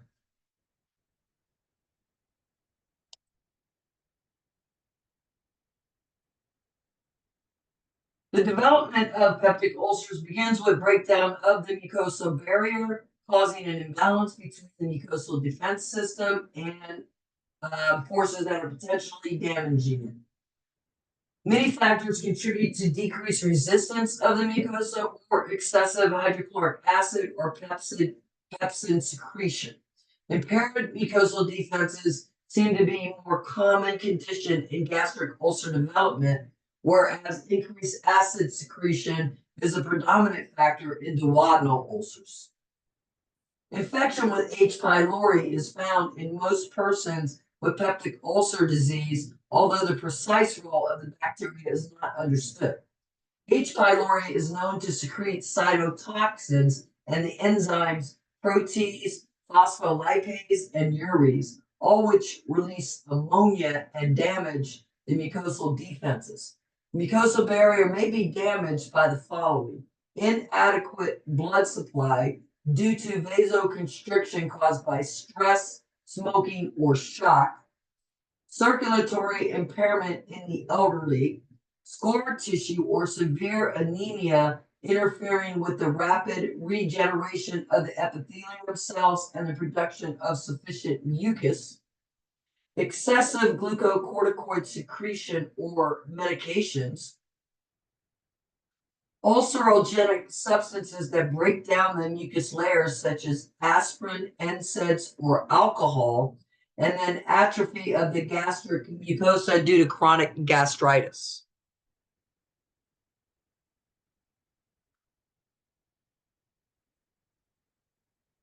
Increased acid pepsin secretions are associated with the following: increased gastric secretion, increased vagal stimulation or increased sensitivity to stimuli, increases in the number of acid pepsin secretory cells in the stomach.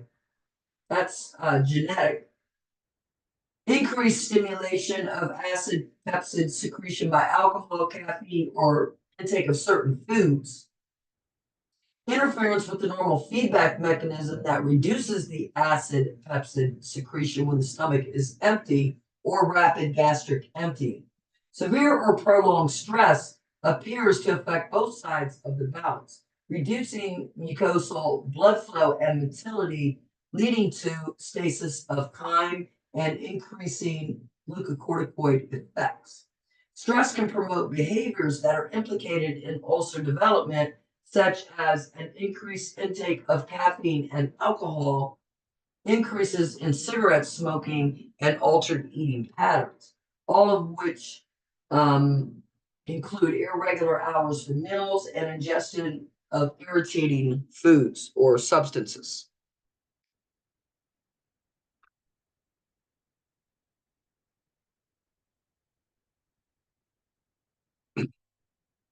Healing of peptic ulcers is difficult because the lesion can't be isolated from the irritant in the environment. Granulation tissue forms, but it's often broken down because it's subject to damage by the acidic kind. A longer time is required for healing. More fibrous scar tissue will develop at the site. The ulcers tend to reoccur because of the predisposing factors not being removed or because the scar tissue itself interferes with blood supply to the area.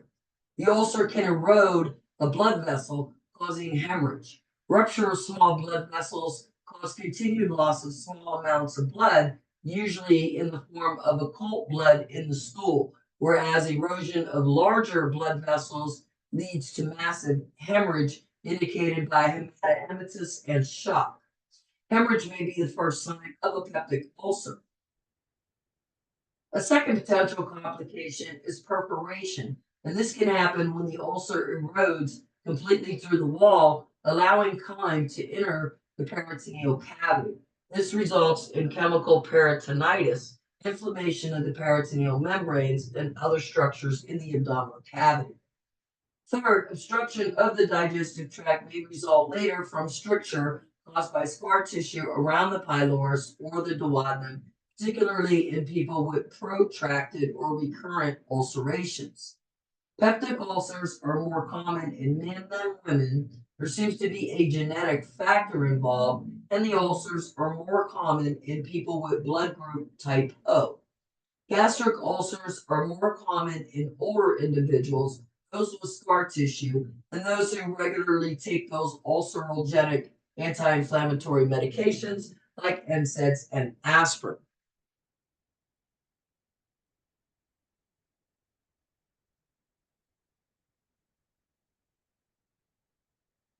Infection with H. pylori is considered an underlying cause of the majority of cases of peptic ulcers. Epigastric burning or aching pain 2 to 3 hours after meals at night is common.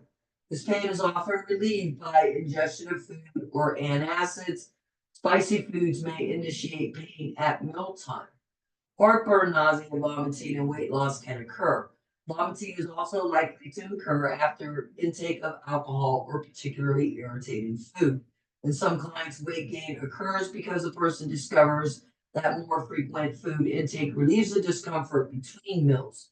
Iron deficiency anemia or presence of cold blood in the stool may be a diagnostic indicator.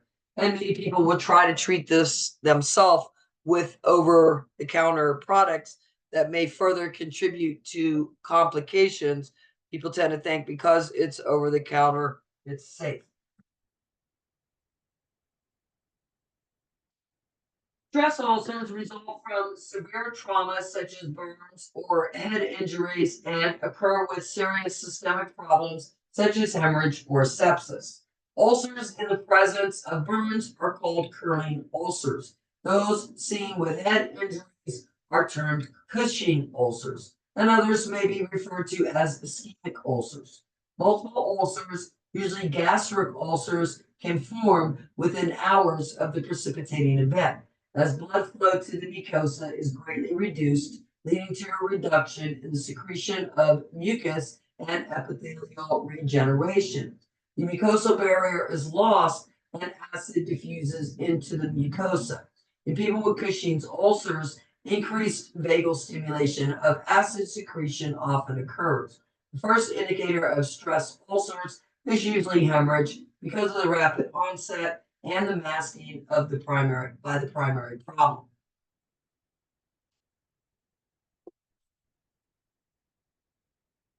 This is just a picture of the stomach showing multiple stress ulcers here.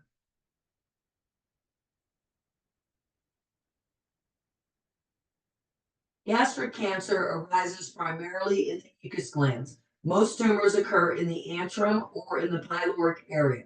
Some may affect the lesser curvature of the stomach or the cornea.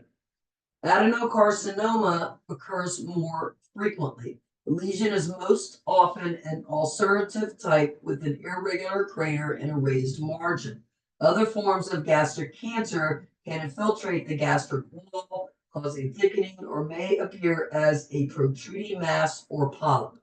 Early gastric carcinoma is a lesion confined to the mucosa and submucosa, whereas advanced gastric carcinoma involves the mucolaris layer. Eventually, the tumor extends into the serosa and spreads to the lymph nodes, regional or supraclavicular, and to the liver and ovaries. Gastric cancer is asymptomatic in the early stages and is usually not diagnosed until well advanced. By then, the prognosis is poor.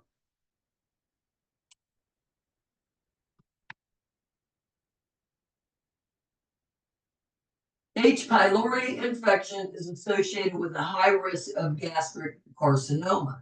Diet also appears to be a key factor.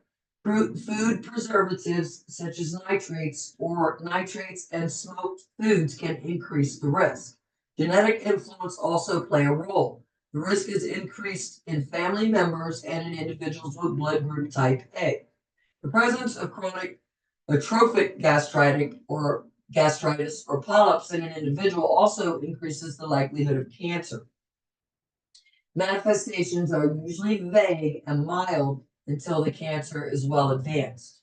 Initial stages may include anorexia, feelings of indigestion or epigastric discomfort, weight loss, fatigue, a feeling of fullness after eating. Surgery, gastric resection, combined with chemo and radiation is the normal treatment and may help relieve symptoms when used as a palliative measure. Here's a picture of your gastric cancer, what it looks like.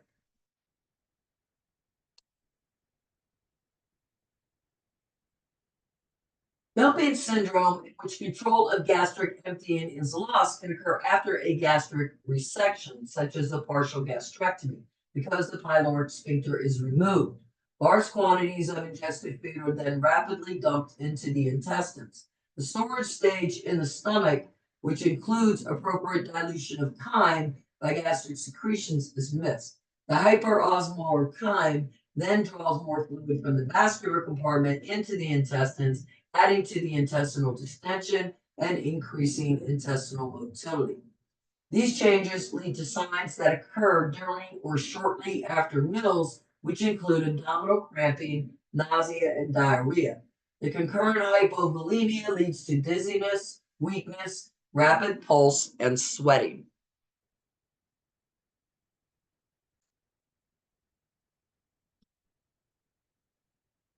In addition, clients with dumping syndrome may experience hypoglycemia 2 to 3 hours after a meal. Rapid gastric emptying and absorption lead to high blood glucose levels and increased insulin secretion.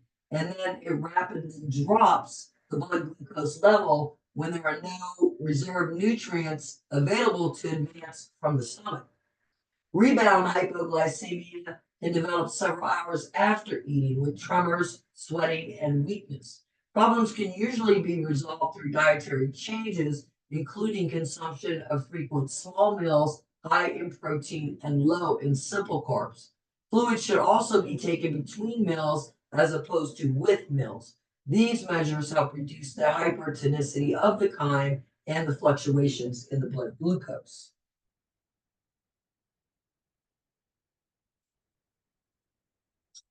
This next slide is showing you how the dumping syndrome works. So first you take in the food, okay? And again, the person either has a gastric resection causing decreased gastric capacity and loss of pyloric sphincter. Children can be born with dumping syndrome also, all right?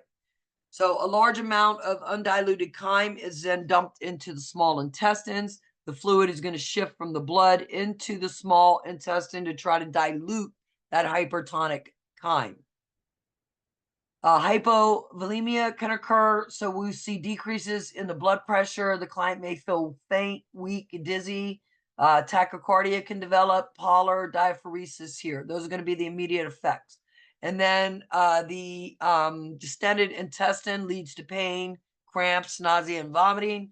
We had rapid digestion and absorption of the food. This is going to cause the client to become hyperglycemic and increase extra insulin. And then 2 to 3 hours later, because there's no available food in the stomach, the client develops hypoglycemia. They become weak, confused, tachycardia, and diaphoretic.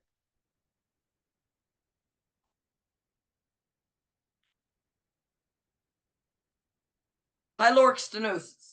This is narrowing and obstruction of the pyloric sphincter. It can be a developmental defect or it can be acquired later because of scar tissue. In the congenital form, the pyloric muscle is hypertrophied and can be palpated as a hard mass in the abdomen. With these clients, the signs of stenosis will usually appear within several weeks after birth. First is episodes of regurgitation and then projectile vomiting right after feeding. So remember the difference between this and increased cranial pressure is with increased cranial pressure, we have projectile vomiting, but no nausea or feeding first. With pyloric stenosis, we feed the child and this happens immediately after.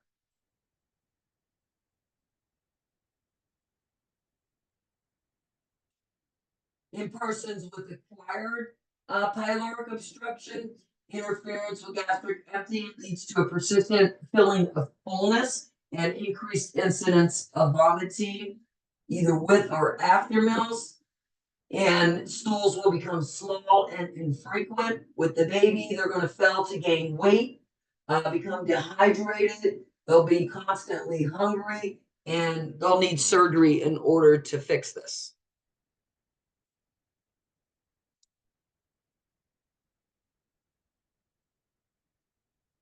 All right, gallbladder and biliary tract are frequently affected by one or more problems involving the formation of gallstones. Cholelithiasis is the formation of the gallstones, and these are solid material or calculi that are forming in the bile. Cholecystitis is inflammation of the gallbladder and the cystic duct. Cholangitis is inflammation related to infection in the bile duct. And then cholelithiasis pertains to obstruction by the gallstone of the biliary tract.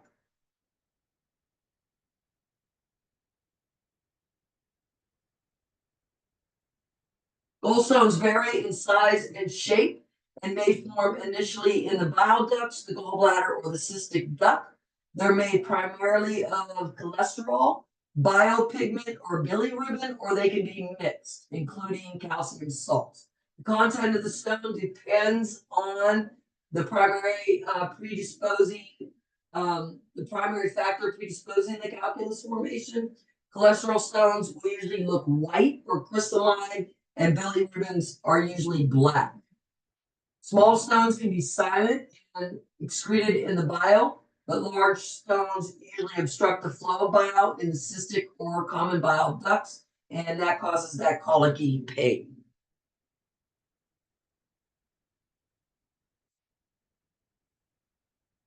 The presence of gallstones can cause irritation and inflammation in the gallbladder, known as cholecystitis.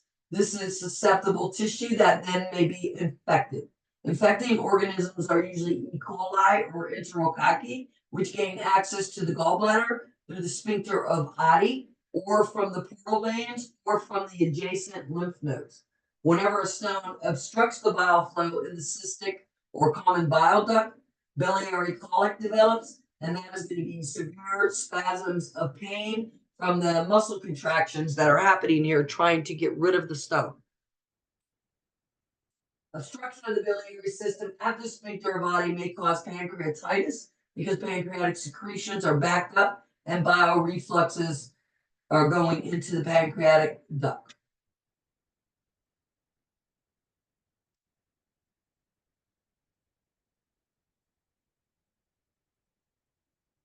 Gallstones tend to form when the bile contains a high concentration of a component, such as cholesterol, or if there's a deficit of the bile salt.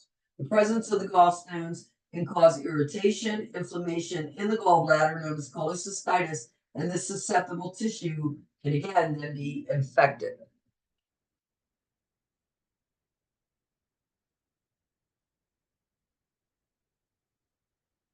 Cholesterol gallstones occur twice as often in women as men. They develop in clients with high cholesterol levels in the bile. Factors that indicate a high risk for gallstones are obesity, high cholesterol intake, multiparity, having given birth to several children, use of oral contraceptives, or estrogen supplements. Biopigment stones are more common in clients with hemolytic anemia, cirrhosis caused by alcohol, or biliary tract infections.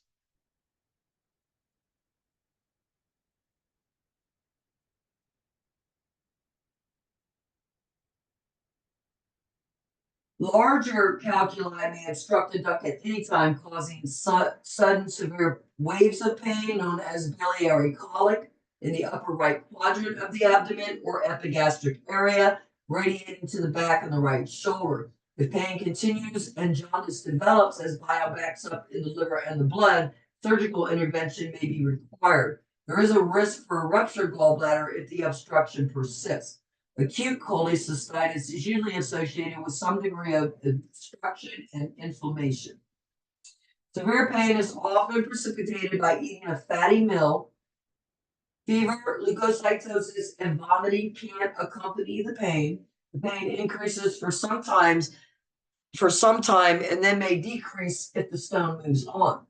Chronic cholecystitis is manifested by milder signs, and these include intolerance to fatty foods, excessive belching, bloating, and mild epigastric discomfort.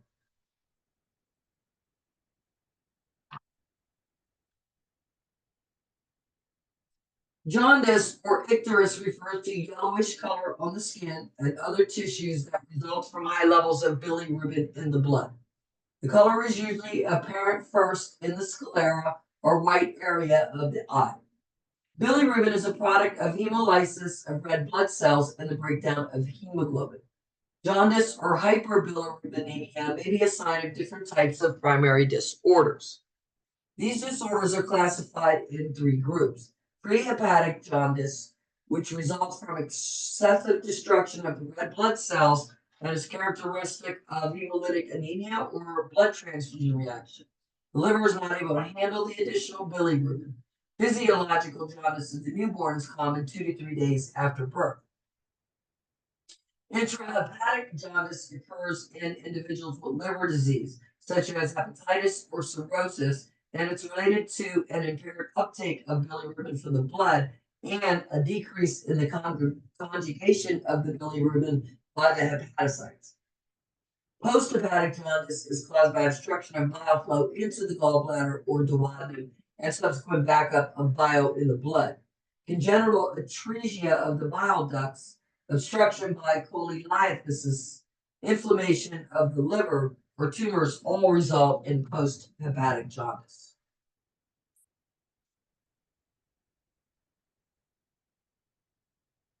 So you can see the different types of jaundice here and causes and what we would expect to see.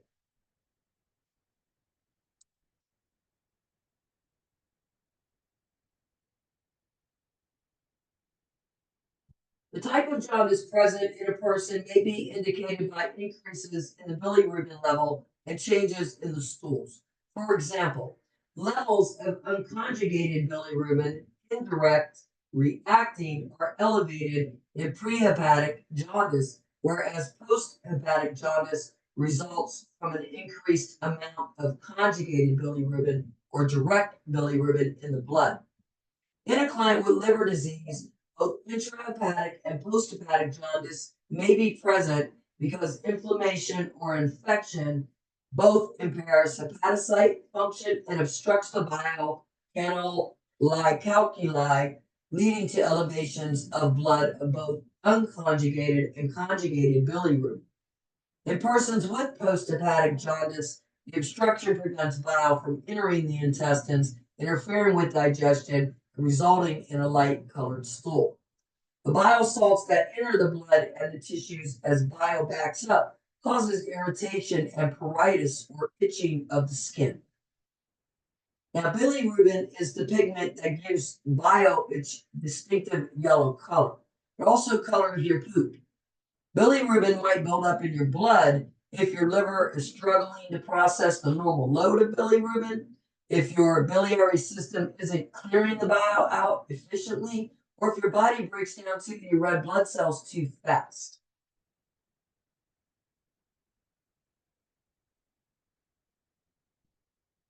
Direct versus indirect bilirubin, or conjugated, also known as direct, or unconjugated, also known as indirect.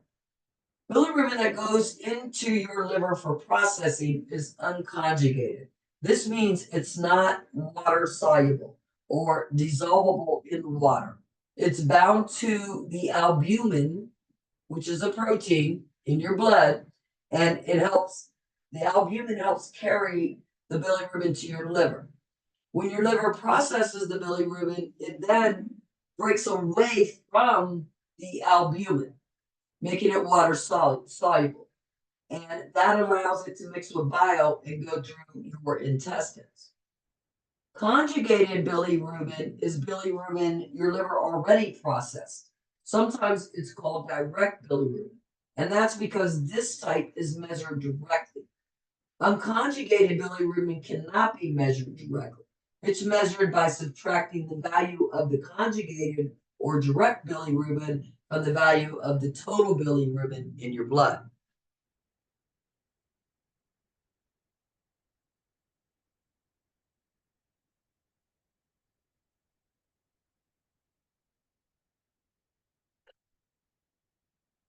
Again, the types of jaundice indicated by increases in the bilirubin level and changes in the stool color. So with pre-hepatic jaundice, we'll have an elevation in the unconjugated bilirubin level. So this is the bilirubin that hasn't yet been made water soluble and hasn't yet been processed by the liver. In intrahepatic jaundice, we'll have elevations in both unconjugated and conjugated bilirubin levels. So this is both the bilirubin that's been processed by the liver and the bilirubin that has not been processed yet. And then in posthepatic jaundice, we'll have an increase in the conjugated or the direct bilirubin that has already been processed. And we'll see a light colored stool because of the absence of the bile here. Remember, once it's conjugated, the bile is then removed.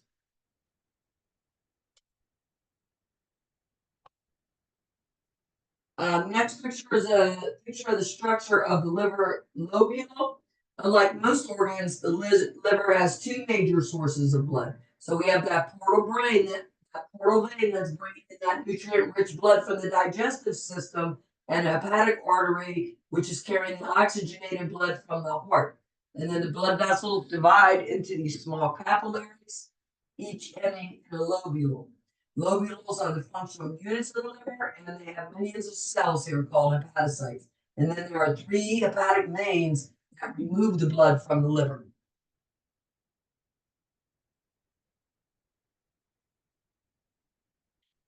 Hepatitis is inflammation of the liver. It can be idiopathic, such as a fatty liver, or it can come from a local infection, like a viral hepatitis, or from an infection elsewhere in the body, such as mononucleosis, ambiasis, or from chemical or drug toxicities.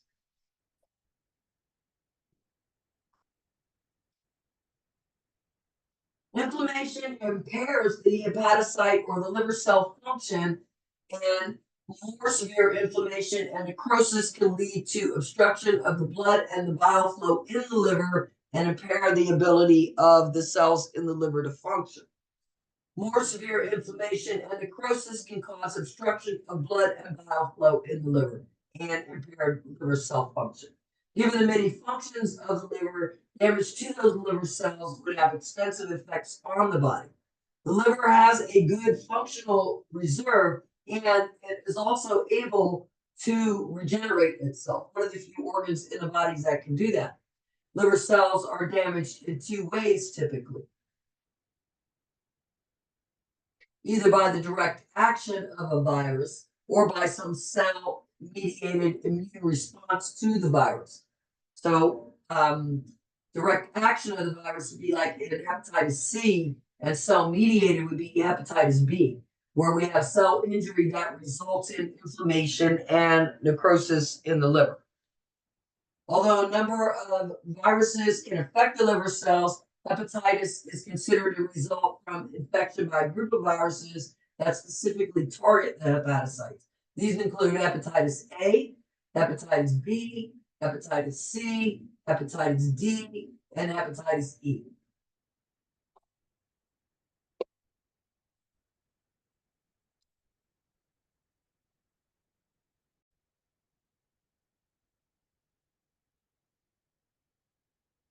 Hepatitis A is caused by a small RNA virus called HAV.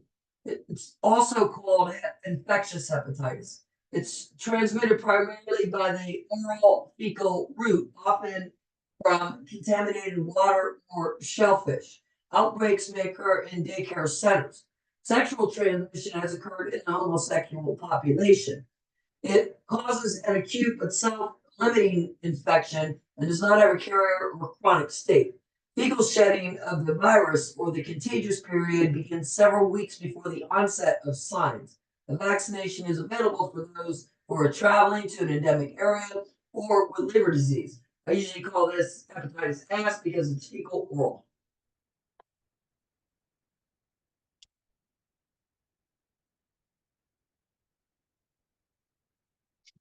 Hepatitis B, formerly called serum hepatitis, is caused by HBV, a partially double-stranded DNA virus. This virus is more complex. When this antigen persists in the serum, it poses a high risk of continued active infection and damage to the liver. The carrier state is also common for Hep B, in which the individual is asymptomatic but contagious for the disease. Hep B has a long incubation period, making it difficult to track sources and contacts for infections. It's transmitted primarily by infected blood, but is found in many body secretions. Everything wet but sweat. So for Hep B, I always say Hep B be in all your body fluids, everything wet except sweat. Sexual transmission has been noted, and Hep B can be transferred to the baby during pregnancy. Activities such as tattooing and body piercing can also transmit the virus. A Hep B vaccine is available for long-term protection for those in high-risk groups, including health professionals, and now is routinely administered to kids.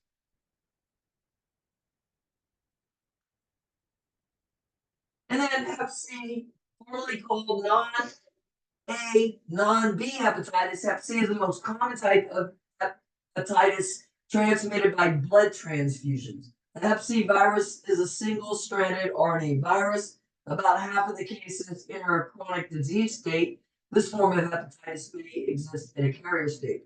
And so hepatitis C, I say hepatitis C later, because typically we see this transmitted through drug injection, okay? Yes, the blood transfusions, and also risky sexual encounters.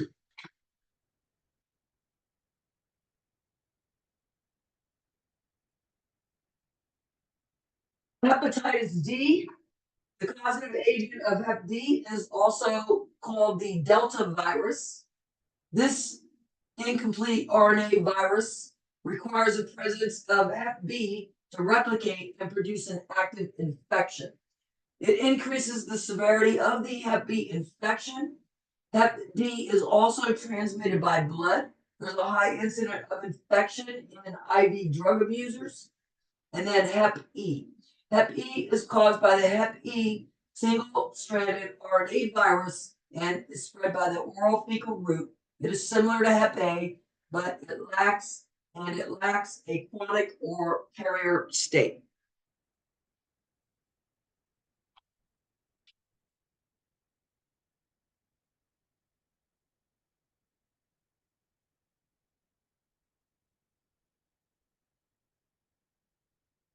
All right, manifestations of acute hepatitis can be from mild or asymptomatic to severe. And if they have what we call fulminant hepatitis, it can be rapidly fatal because this type of hepatitis can rapidly develop. The course of hepatitis has three stages: the pre-icteric or prodromal stage, the icteric or jaundice stage, and the post-icteric or recovery stage. The onset of the pre-icteric stage can be slow, with fatigue, malaise, anorexia, nausea, and general muscle aches. Sometimes fever, headache, or a distaste for cigarettes and mild upper right quadrant discomfort are pregnant. Liver enzymes, aminotransferase or alanine aminotransferase are often elevated. The icteric stage marks the onset of the jaundice. As the biliary obstruction increases, stools become light in color, urine becomes dark, and skin may become pruritic or itchy. The liver is enlarged, known as hepatomegaly, tender, and causing mild aching pain. Blood clotting times can be prolonged because the synthesis of blood clotting factors is impaired. Remember, the liver helps control this.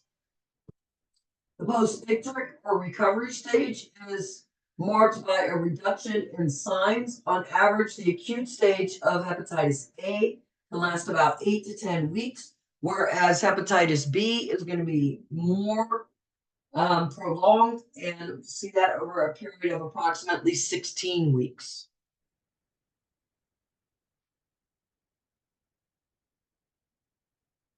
So here you can see the course of hepatitis B.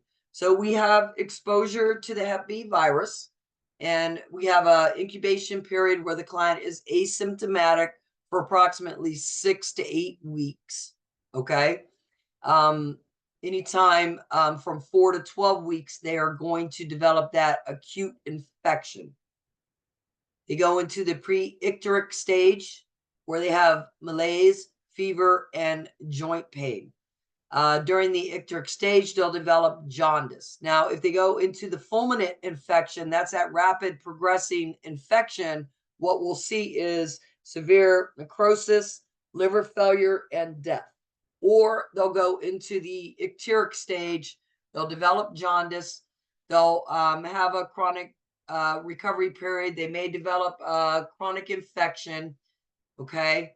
And they can go into liver failure, they can develop hepatic cancer, or they can just have a long-term mild infection depending on other things that are happening in the body and how the Hep B affects them, their ability to fight the infection, all those things are going to play an effect, and also whether or not they rest and follow the course of treatment.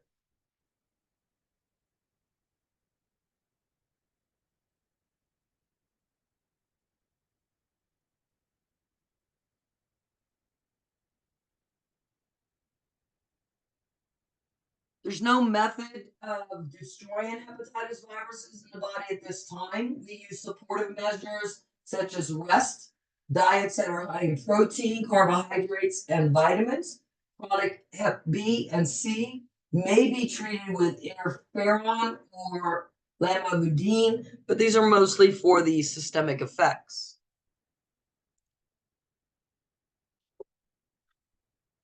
A variety of hepatotoxins, such as chemicals or drugs, can cause inflammation and necrosis in the liver. These toxic effects can be from sudden exposure to a large amount of a substance or long-term exposures, like in the workplace. Hepatotoxic drugs include acetaminophen, halothane, phenothiazines, tetracycline. Toxic chemicals involve solvents such as carbon tetrachloride, toluene, or ethanol. Rye syndrome can also cause toxic effects on the liver. Hepatocellular damage can result from either of two processes: inflammation with necrosis or cholestasis, which is obstructed flow of the bile. Signs of toxicity are similar to those with infectious hepatitis. The toxic chemical would need to be removed as quickly as possible to reduce the risk of permanent liver damage. Cirrhosis is a disorder in where there is progressive destruction of the liver tissue, causing liver failure. It's the result of a number of chronic liver diseases. It can be classified by the structural changes that happen or the cause of the disorder. It may be linked to specific underlying disorders like congenital problems or inherited metabolic disorders. There are 4 general categories of cirrhosis based on the cause: alcoholic liver disease, biliary cirrhosis associated with immune disorders causing obstruction of the flow of the bile, for example, Stones or cystic fibrosis. Post-necrotic cirrhosis linked to chronic hepatitis or long-term exposure to toxins. Metabolic, which is usually caused by storage disorders such as hemochromatosis.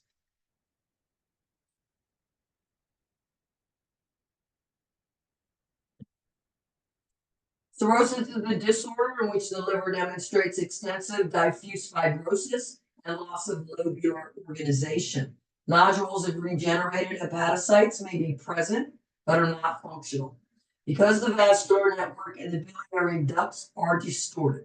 Even if the cause is removed, further damage is likely because the fibrosis interferes with the blood supply to the liver tissue, or the bile can back up and cause ongoing inflammation and damage. Initially, the liver is enlarged, but it will become small and shrunken as fibrosis proceeds. In many cases, degenerative changes are asymptomatic until the disease is well advanced. Liver biopsy and blood tests may determine the cause and extent of the damage. Progressive changes that occur in the biliary and post-necrotic cirrhosis are directly linked to inflammation, necrosis, and fibrosis associated with the condition.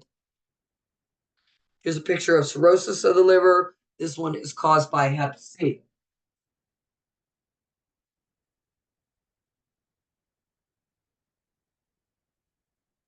In a client with alcoholic liver disease or portal cirrhosis, there are several stages in the development of damage related to the effects of the alcohol.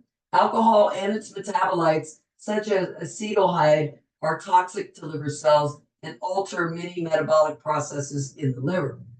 Secondary malnutrition can aggravate the damaging effects on the liver cells. The initial change in the alcoholic liver disease is accumulation of fat in the liver cells, causing a fatty liver. This stage is asymptomatic and reversible if the alcohol intake is reduced. In the second stage, alcohol hepatitis, inflammation, and cell necrosis can occur. Fibrosis tissues form an irreversible change. The second stage may be asymptomatic, or it can manifest with mild symptoms such as anorexia, nausea, and tenderness. In some patients, after an episode of excessive alcohol intake, there may be sufficient damage to precipitate liver failure, encephalopathy, and death. In the third stage or end-stage cirrhosis, fibrotic tissue replaces normal tissue, altering the basic liver structure to the extent that little normal liver function remains. Signs of portal hypertension and impaired digestion and absorption are indicators of this stage.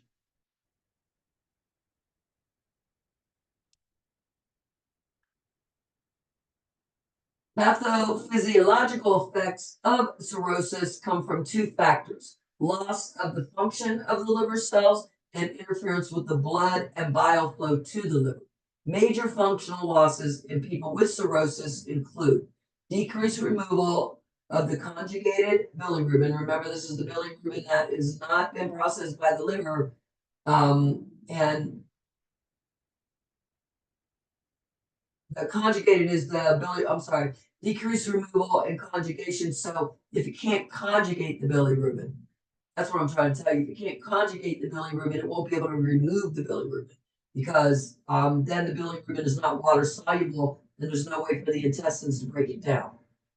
Decreased production of bile, impaired digestion and absorption of nutrients, especially fats or fat-soluble vitamins, decreased production of blood clotting factors and the plasma proteins like the albumin, and then impaired glucose and glycogen metabolism. So this is going to affect, the way our body is able to use glucose is going to affect our blood clotting factors, the absorption of the nutrients themselves, and the ability of the body to remove the bilirubin.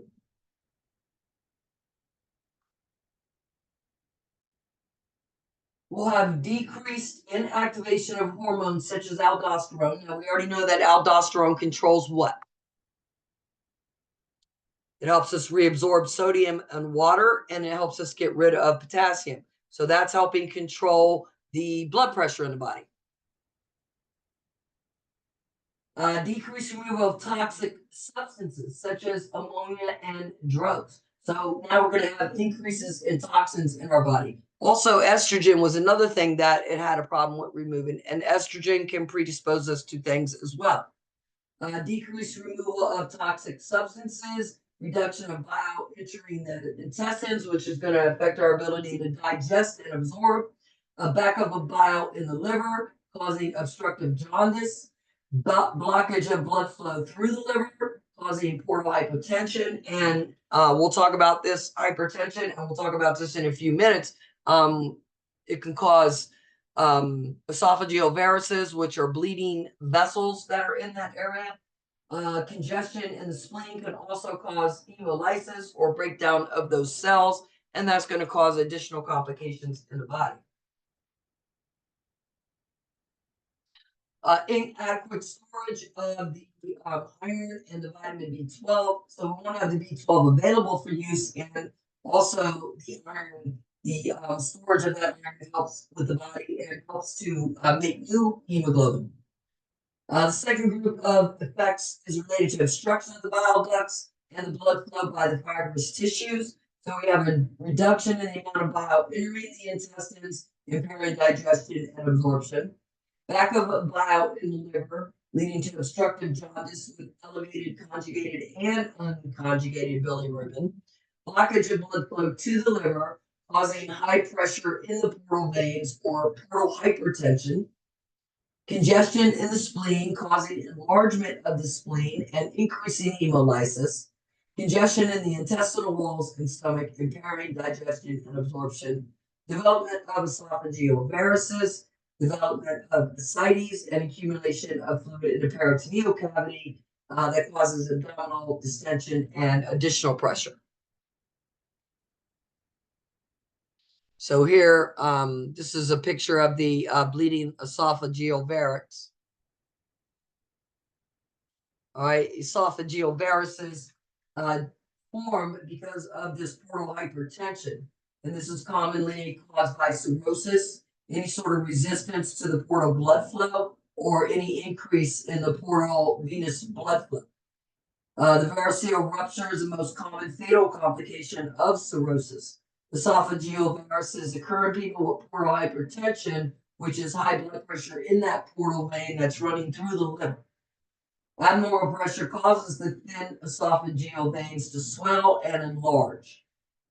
Because the esophageal veins have several points of anastomosis, the collateral channels to join the gastric veins, the increased pressure of the blood extends into the esophageal veins, creating large, distended, and distorted veins. These veins are easily torn from food that goes down through the esophagus. So hemorrhage of the esophageal varices is a common complication of cirrhosis. Bleeding is the most serious risk here, okay? And again, these esophageal veins have several points of anastomosis or collateral channels, and so the increased pressure, and they're thin, all right, is going to cause havoc on them. This is just talking to you about how the ascites develops. Okay, so high pressure in the portal veins and the lymphatics in conjunction with other factors will affect the fluid shifts in the hepatic portal system, and this is going to lead to ascites. So we'll have increases in aldosterone levels, causing us to retain more salt and water in the extracellular compartment. We'll have decreases in the level of albumin, lowering the osmotic pressure. Remember that albumin holds the fluid in the vessel. So now the fluid is going to leak out of the vessel into that interstitial space. And all these are going to cause that shift of fluid out of the blood and into that peritoneal cavity.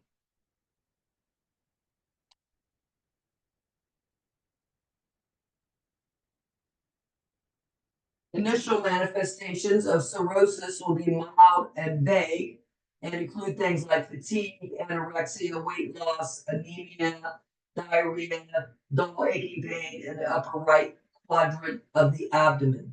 As the cirrhosis advances, then we'll see ascites, peripheral edema, increases in the bruising. Again, that goes back to that clotting factor. Esophageal varices start to form, and that's because of that portal hypertension. The imbalance in the sex hormones, again, it's going to affect the body's ability to excrete things, certain hormones, okay? So because of that imbalance, what would we see? Things like spider nevis on the skin, testicular atrophy, impotency, gynecomastia, which is milk in the breast of men, or like a white milky or release of lactin, irregular menses, and then complications involve ruptured esophageal varices, leading to hemorrhages, circulatory shock, and acute hepatic encephalopathy.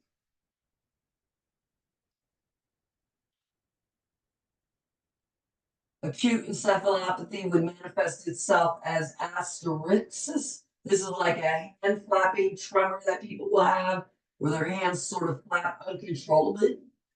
Confusion, disorientation, convulsions, coma, chronic encephalopathy, which can lead to things like personality changes, lapses in memory, irritability. Another complication of cirrhosis is frequent infections, respiratory and skin, and these are encouraged by excessive fluid in the tissue interfering with the nutrients being able to diffuse into those areas and delayed tissue regeneration and healing. Also, decreased protein is available to the body, and anemia occur, both of which will impair the ability of the tissue to be maintained. Pruritus can cause scratching of the skin that can damage the barrier and lead to infections. So, of course, we want them to avoid alcohol, get supportive treatment. There's going to be some dietary restrictions there based on what the body is able or not able to break down. We want to get the electrolytes back in check. We might remove the fluid through a process called paracentesis to remove some of that ascites. Antibiotics to reduce any bacteria in the intestinal area. And then if the esophageal varices rupture, we need some sort of emergency treatment there. We do have some tubes like with balloons called Blake Staten. We put them down there and they can kind of put pressure on the varices to stop the bleed. These clients may also need a liver transplant. Again, that's going to go to whether or not they're on a list. Are they qualified to be on the list? Here's some of your common manifestations of liver disease. I would look these over. What are they? How do they affect the body? What kind of symptoms will we see if the person had this? What's the cause of it?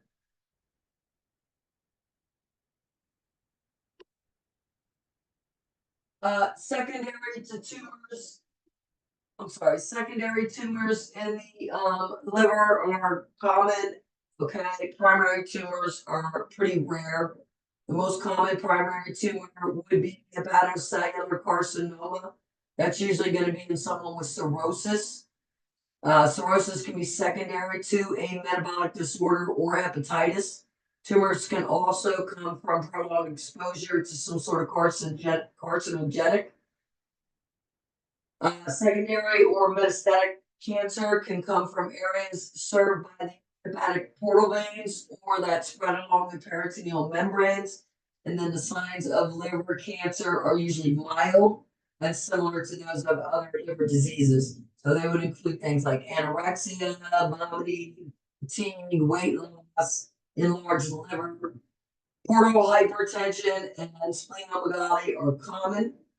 Paraneoplastic syndrome can occur with this type of cancer, And the tumor cells may produce substances that are similar to erythropoietin, estrogen, or insulin. Cancer is usually advanced at diagnosis, and chemo is the usual treatment. Here's a picture of it.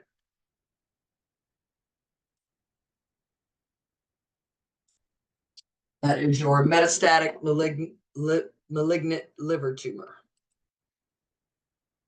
All right, pancreatitis is an inflammation of the pancreas resulting from autodigestion of the tissues. It can occur in the acute or chronic form, and it's considered a medical emergency. Autodigestion follows premature activation of the pancreatic proenzyme within the pancreas itself. The proenzyme trypsinogen into trypsin is the trigger. In turn, trypsin would convert other proenzymes and chemicals into an active form. The activated enzyme trypsin and the proteins amylase and lipase would digest the pancreatic tissue, causing acid inflammation, bleeding, and necrosis. The pancreas is composed of delicate tissue that does not have a fibrous capsule that would contain the effects of autodigestion, destruction by trypsin, and other enzymes progressing into the tissues around the pancreas. Damaging products like cytokines and prostaglandins are released through tissue necrosis, and these cause widespread inflammation of the peritoneal membranes or can lead to chemical peritonitis. The inflammatory response, including vasodilation and increased capillary permeability, leads to things like hypovolemia and circulatory collapse. Severe pain caused by autodigestion of the nerves and inflammations can contribute to shock, particularly neurogenic shock.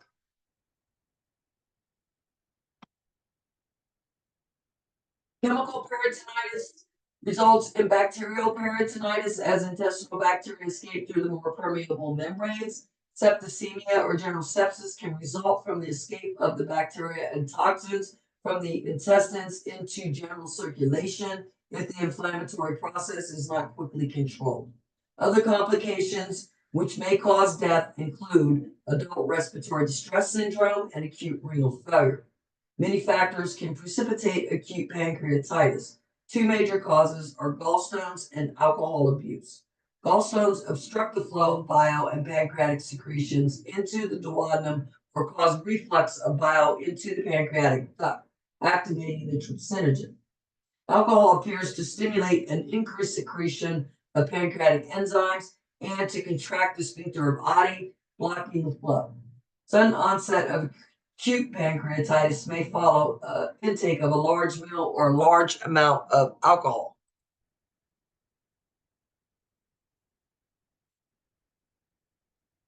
So in the pancreatitis, we would see severe epigastric or abdominal pain radiating to the back. That's the primary symptom. Pain can increase when the person assumes the supine position. Normally, we'll see these people in a fetal position. Signs of shock are low blood pressure, pallor, sweating, rapid weak pulse, and this will develop as inflammation and hemorrhage cause hypovolemia. A low-grade fever is common until infection develops, and then the temperature can rise significantly. Abdominal distension and decreased bowel sounds will occur as peritonitis leads to decreased peristalsis and a paralytic ileus.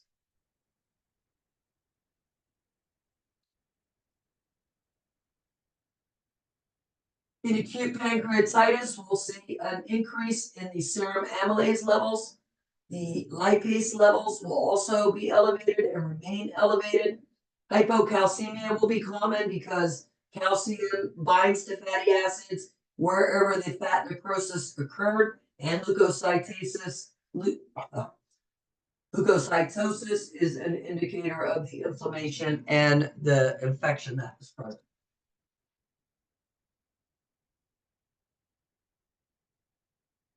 So with acute pancreatitis, we have the precipitating factor, the alcohol or the stone, okay? And then we have activation of the pancreatic enzymes inside the pancreatic ducts. So the trypsin, the peptidase, the elastase, the amylase, the lipase. These start to auto-digest the pancreatic tissue, leading to tissue necrosis and severe inflammation. The enzymes and the cells will leak into the general circulation, causing shock, disseminated intravascular coagulation, adult respiratory distress syndrome. The active enzymes can leak into the peritoneal cavity as well and destroy tissue with massive inflammation, causing severe pain, hemorrhage, shock, neurogenic shock, peritonitis, and hypovolemic shock.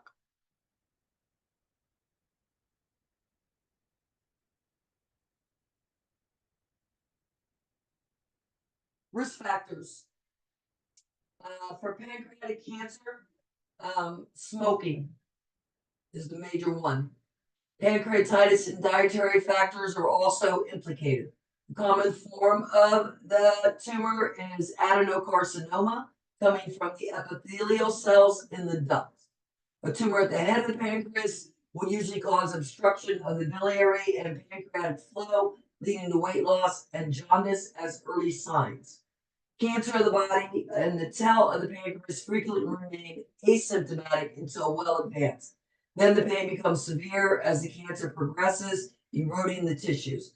Unless the tumor is diagnosed early and can be removed surgically, it's not diagnosed until late in the course of the disease and poor prognosis. Metastasis can occur early. The mortality rate is close to 95%.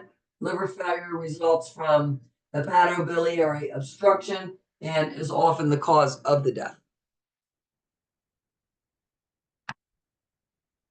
All right, now we're going on to lower GI tract disorders, celiacs, chronic inflammatory bowel, irritable bowel, appendicitis, diverticular disease, colorectal disease, intestinal obstruction, and peritonitis.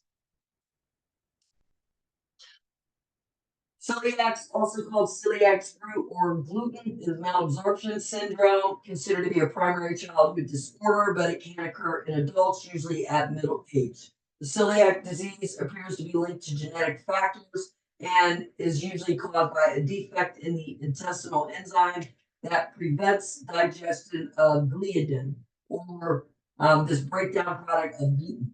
Gluten is a protein that is a constituent of certain grains, wheat, barley, rye, and oats.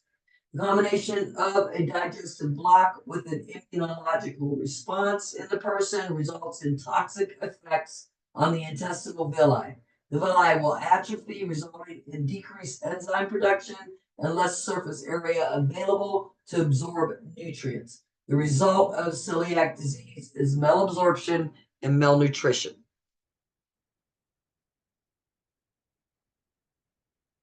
So celiacs will usually manifest as steatorrhea, muscle wasting, failure to gain weight, irritability, and malaise. First sign usually appears as cereals are added to the diet around 4 to 6 months of age. It can be diagnosed by a series of blood tests, celiac blood panel, to check for antibodies, a duodenal biopsy, and adopting a gluten-free diet to see if the health improves. Celiac disease can usually be treated by maintaining a gluten-free diet using corn and rice for grains. The intestinal mucosa returns to normal after a few weeks without the intake of the gluten.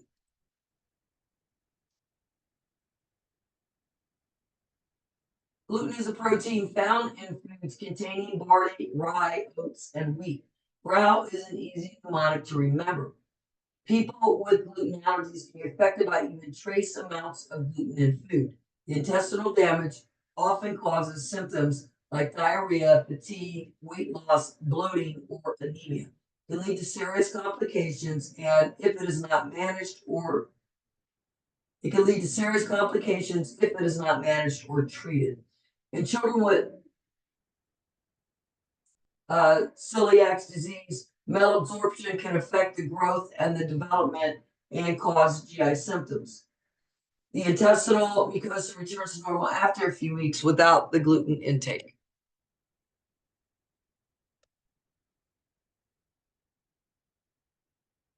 Crohn's disease and ulcerative colitis are chronic irritable bowel disorders. A genetic factor appears to be involved because there is high familial incident, and IBD is much more common among certain groups. Two genes have been identified, which, if defective, are linked to Crohn's. In many patients, particularly those with ulcerative colitis, there are manifestations of immune abnormalities elsewhere in the body, such as iritis, ankylosing spondylitis, arthritis, and nephrolitis. There are many similarities between Crohn's and ulcerative colitis. Both diseases occur in male and females, with Crohn developing during adolescence, whereas ulcerative colitis more frequently appears in the second or third decade. The diseases are characterized by remission and exacerbation, as well as considerable diversity in the severity of clinical effects.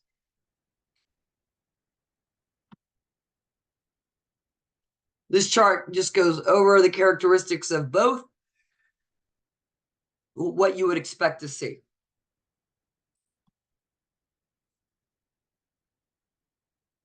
Crohn's can affect any area of the digestive tract, but occurs most frequently in the small intestine, in the terminal ileum, and sometimes ascending colon. Inflammation occurs in characteristic distribution called skip lesions, with affected segments clearly separated by segments of normal tissue. Initially, inflammation occurs in the mucosal layer with development of shallow ulcers. Ulcers form fissures separated by thickened elevations or nodules, giving the wall a typical cobblestone appearance. Progressive inflammation and fibrosis can affect all layers of the wall, transmural, leading eventually to a thick, rigid rubber hose wall. This change leaves a narrow lumen known as a string sign, which may become totally obstructed. Granulomas, indicative of chronic inflammation, are found in the wall and the regional lymph nodes. The damaged wall impairs the ability of the small intestines to process and absorb food. Inflammation stimulates intestinal motility, decreasing the time available and needed for proper absorption and digestion. Interference with digestion and absorption in the small intestines can lead to hypoproteinemia, avidominosis, malnutrition, and possibly steatorrhea. Other complications are common. Adhesions between the two loops of the intestines can develop when the subserosa is inflamed. The ulcers can penetrate the intestinal wall, causing abscesses to form. Fistulas can form as the ulcers erode through the intestinal wall. Fistulas may be found between two loops of intestine, the intestine and the bladder, or the intestine and the skin. Perianal fissures and fistulas are common. Exacerbations are marked by diarrhea with cramping abdominal pain. The stool is typically soft or semi-formed. Melena may occur if ulcers erode blood vessels. Pain and tenderness are often centered in the right lower quadrant. Anorexia, weight loss, anemia, and fatigue are often associated with malabsorption and malnutrition. Children will experience delayed growth and delayed sexual maturation from a lack of adequate protein, vitamins, and fat-soluble vitamins A and D. Treatment with steroids or glucocorticoids can hamper growth as well. Many psychological implications are characteristic of this type of illness.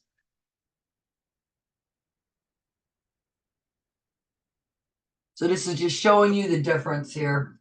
Well, this is showing you actually Crohn's disease, okay, with the skip lesions, the segments, all right, and how it affects the intestines.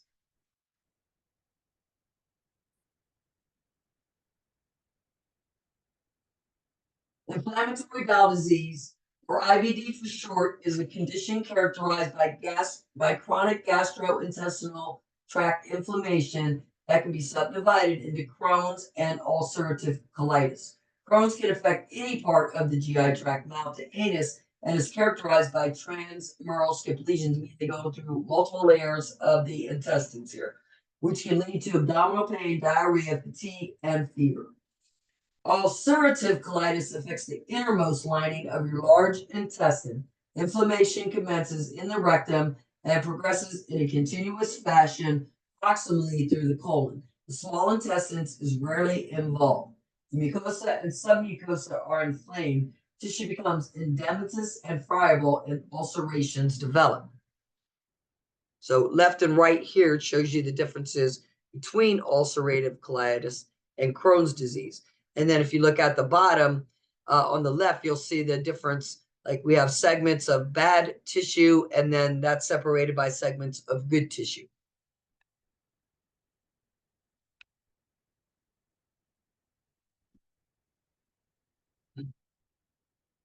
Inflammation commences in the rectum and progresses in a continuous fashion proximately through the colon in ulcerative colitis. The small intestine is rarely involved. The mucosa and submucosa are inflamed, and the tissue becomes edematous and friable, and ulcerations develop. In an attempt to heal, granulation tissue will form, but it is vascular and fragile, and it bleeds easily. When the ulcers grow together, the large areas of the mucosa become denuded or exposed because of erosion, but there are no residual bridges of intact mucosa over the ulcers. Tissue destruction interferes with the absorption of fluid and electrolytes in the colon. Toxic megacolon can develop in severe cases as inflammation impairs peristalsis, causing obstruction and dilation of the colon, usually the transverse colon. Toxic megacolon is a medical emergency. This is a non-obstructed dilation of the colon and is usually associated with toxicity in the system. It starts when irritation or infection inflames your colon. It requires care right away because it can lead to tears in the digestive tract, blood loss, and sepsis. A concern along with long-term ulcerative colitis is increased risk for colorectal cancer. With ulcerative colitis, diarrhea is present, consisting of frequent watery stools marked by the presence of blood and mucus and accompanied by cramping pain. During severe exacerbation, blood and mucus alone may be passed frequently, day or night, accompanied by tenesmus, persistent spasms of the rectum associated with the need to defecate. Rectal bleeding may be considerable and contributes to severe iron deficiency anemia. Fever and weight loss may be present.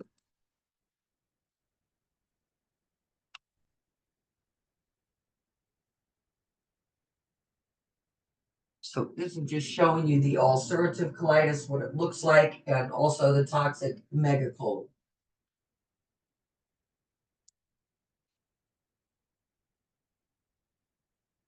Irritable bowel syndrome is a GI disorder with manifestations of abdominal pain, discomfort, and changes in normal bowel habits. The types of irritable bowel syndrome are identified based on the primary symptoms of diarrhea, constipation, or pain. Different types are as follows: abnormal gastrointestinal motility and secretion. Those with diarrhea type IBS experiencing rapid transit time of feces through the bowel, whereas those with constipation, bloating IBS have delayed transit time through the bowel. Visceral hypersensitivity. This type causes increased sensitivity to visceral pain. Causes are similar to those of abnormal motility and secretion, but may also include the involvement of activated mast cells and T lymphocytes and effects on the autonomic and central nervous system in processing information, resulting in increased pain. Post-infectious IBS. This may cause low-grade inflammation and abnormal immune response in the gut and is often associated with bacterial enteritis.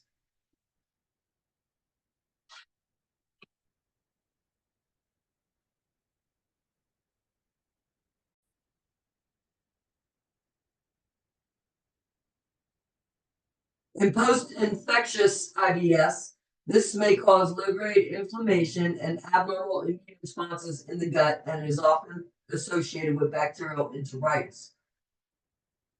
Overgrowth of flora. This form of irritable bowel syndrome may cause constipation and bloating because of methane gas production. This gas production is a result of overgrowth of the normal intestinal flora around in the gut. Food allergy or intolerance. Certain food antigens can activate the immune response in the mucosa, causing a hypersensitivity reaction and irritable bowel symptoms. Psychosocial factors. Irritable bowel symptoms, in this case, may be caused by factors such as emotional stress, which turn the effects of the autonomic nervous system, the neuroendocrine pathway, and the pain responses.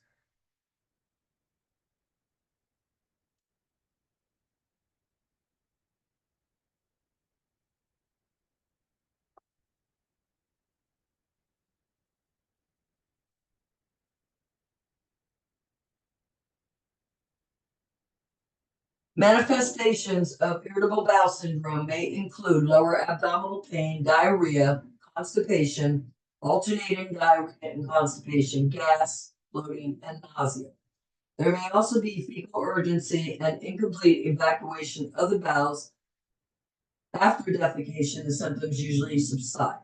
Diagnosis of irritable bowel syndrome is based on establishing signs and symptoms and the exclusion of any structural or metabolic problems that can produce similar manifestations. Tests for food allergies, bacteria, or parasitic infections, and problems such as lactose intolerance may also be used to confirm. Rome criteria is a set of criteria developed by some physicians that were designed to define or to accurately diagnose IBS and other functional GI disorders. And it's known as the Rome criteria, and it's basically just a set of guidelines that outlines the symptoms and applies parameters such as frequency and duration in order to understand and make a more accurate diagnosis.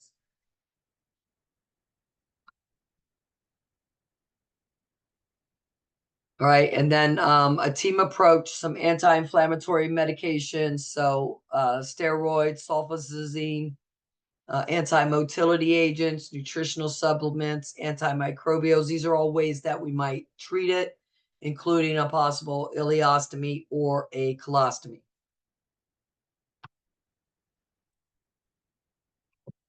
A common acute problem in young adults is appendicitis. Appendicitis is inflammation and infection in the vermiform appendix.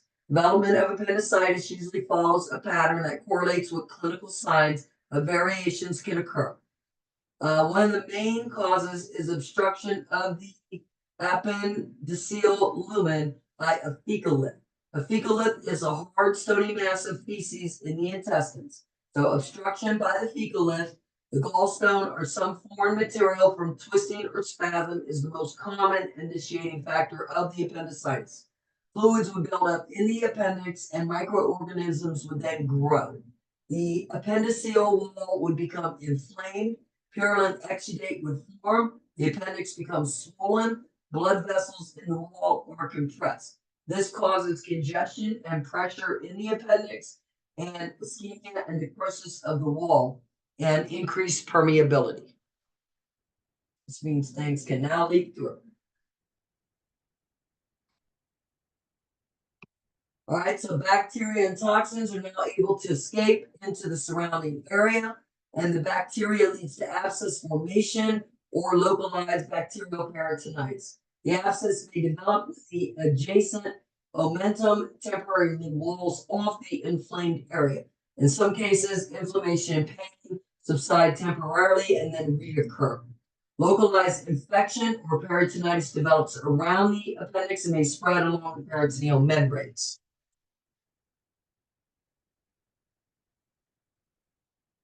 Increasing pressure inside the appendix causes increased necrosis and gangrene in the wall, infection in necrotic tissue. The wall of the appendix appears blackish. If the appendix ruptures or perforates, it releases its contents into the peritoneal cavity, leading to generalized peritonitis, which may be life-threatening. So they may feel a relief of pain there temporarily if it does rupture. Treatment is going to be removal of the appendix and antimicrobial drugs as needed. So how would these clients present? Sometimes silently or sometimes with certain things. So general peri-umbilical pain related to inflammation and stretching of the appendiceal wall. Initially, pain becomes more severe and localized in the lower right quadrant of the abdomen.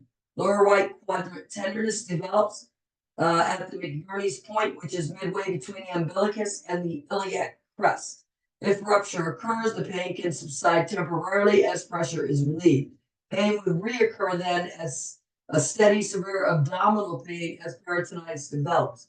Low-grade fever and leukocytosis occur as inflammation develops. Signs indicating the onset of peritonitis would be rigid, more like abdomen, tachycardia, and hypotension.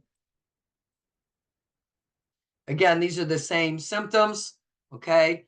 Periumbilical pain, nausea and vomiting, lower right quadrant pain, lower right quadrant rebound tenderness over the parietal peritoneum or over the appendix.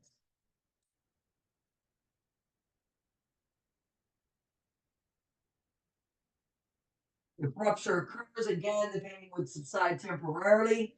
Pain would reoccur as a steady, severe abdominal pain as peritonitis develops, low-grade fever, leukocytosis as inflammation develops, and then the rigid board-like abdomen, the tachycardia, the hypotension.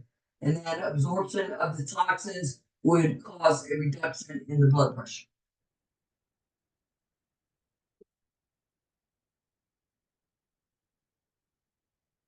All right, so there's your appendix there up on the left, and then on the right, you see a couple of things that we talked about here.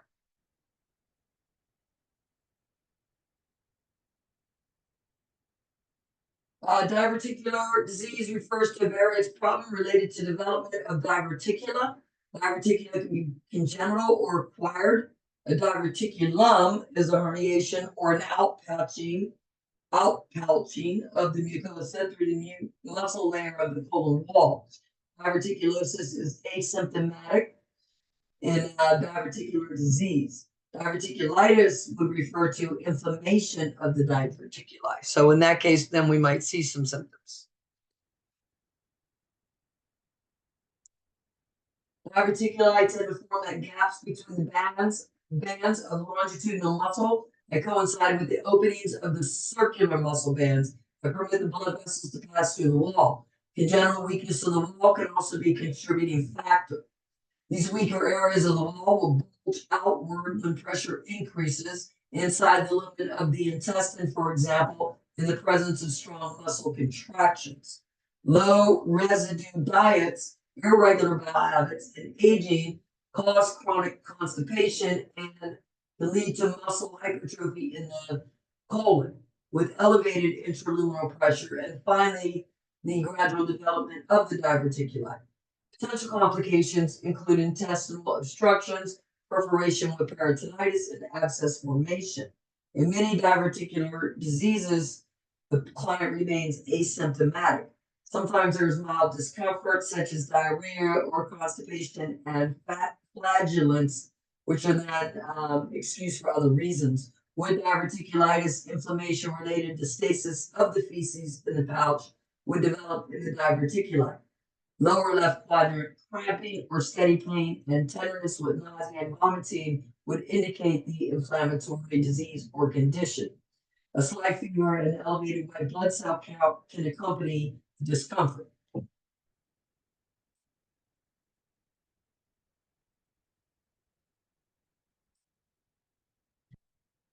Diverticulosis is the condition of having small pouches or pockets in the inside walls of your intestines. They develop when the inside lining of the intestines pushes into the weak spots in the outer wall.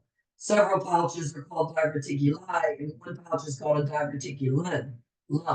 They most commonly occur in the large intestine, which is more likely to have denser food wasting or pushing against the weak spots, especially towards the end where your sigmoid colon is. Diverticulosis is the condition of having the diverticuli. Diverticulitis means there's inflammation in at least one of your diverticuli.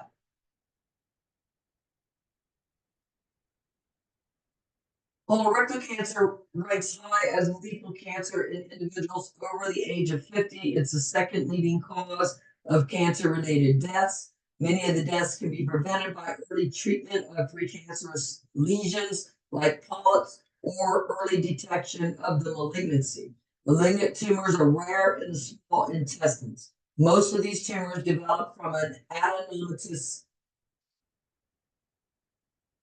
polyp, of which there are diverse types. A polyp is a mass, often on a stem, that protrudes into the lumen, and many polyps can represent genetic abnormalities. As the polyps increase in size, they have an increased risk of dysplasia and malignant changes. These adenocarcinomas are distributed equally in the right ascending colon, the left descending colon, the distal sigmoid colon, and the rectum.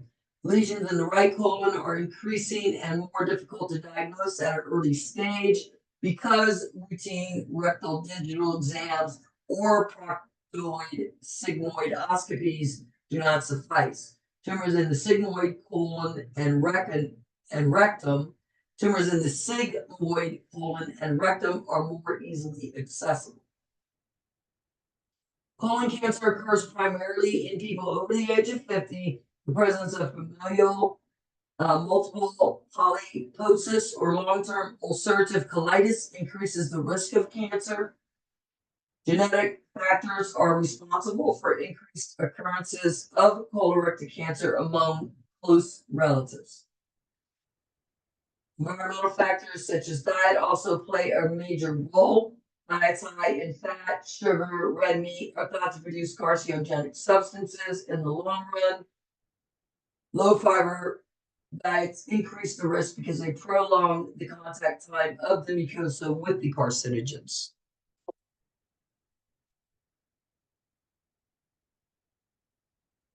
Most carcinomas remain asymptomatic until well advanced. An unexplained change in bowel habits, such as alternating diarrhea and constipation, are signs of a malignancy. Bleeding can be indicated by occult blood or melena if it arises from the proximal colon. Frank red blood and mucus on or near the surface of the stool usually indicate bleeding from a lesion in the rectum. Most adenocarcinomas release CEA into the blood. Detection of this antigen has a limited value as a screening tool because it's also elevated in other conditions like ulcerative colitis.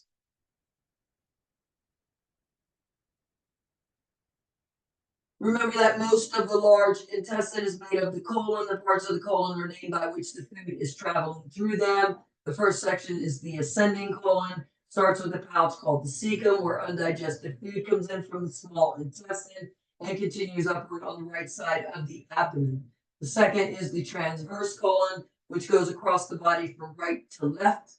The third is the descending colon because it descends or travels down on the left side. The fourth section is the sigmoid colon because of its S shape. The sigmoid colon joins the rectum, which then connects to the anus.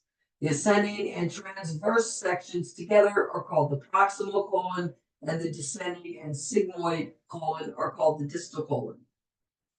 Carcinomas may manifest differently, for example, as circumferential or annular constricted napkin ring growths, which are common in the left colon, or as projecting polypoid masses, which are common in the right colon. For example, an annular lesion in the rectosigmoid area where fecal mass is relatively solid would cause partial obstruction with dilation of the proximal colon. Vague cramping pain, small flat pellets or ribbon stool, and a feeling of incomplete emptying are common signs of cancer in this location.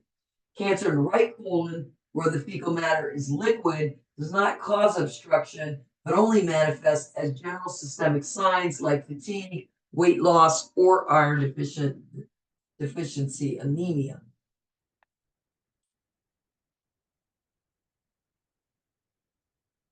Bleeding may be indicated by occult blood or melena if it arises from the proximal colon.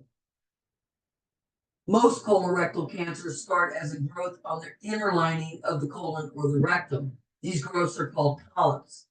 Adenomatous polyps, adenomas, these polyps sometimes change into cancer. Because of this, adenomas are called precancerous condition. If a cancer forms in a polyp, it can grow into the wall of the colon. The wall of the colon is made of many layers. Colorectal cancer starts in the innermost layer, the mucosa, and can grow outward through some or all of the other layers, known as transmural. When cancer cells are in the wall, they can then grow into blood vessels or lymph vessels, which are tiny channels that carry away the waste and the fluid. From there, they can travel to nearby lymph nodes or distant parts of the body. All types of carcinomas invade the wall, the mesentery, and the lymph nodes and metastasize to the liver. Staging is based on the degree of local invasion, lymph node involvement, and the presence of distant metastasis. Early diagnosis is essential.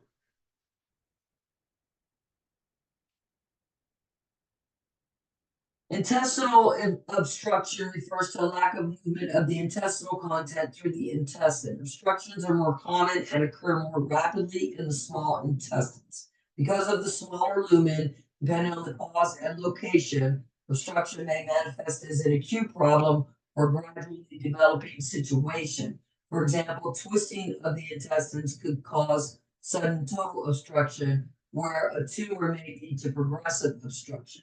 Intestinal obstruction occurs in two forms: mechanical obstruction from tumors, adhesions, hernias, or other tangible obstructions; functional or adynamic obstructions from neurological impairment, such as spinal cord injuries, a lack of propulsion in the inner intestines, are often referred to as paralytic ileus. While the results can be the same, these types manifest somewhat differently and require different treatments.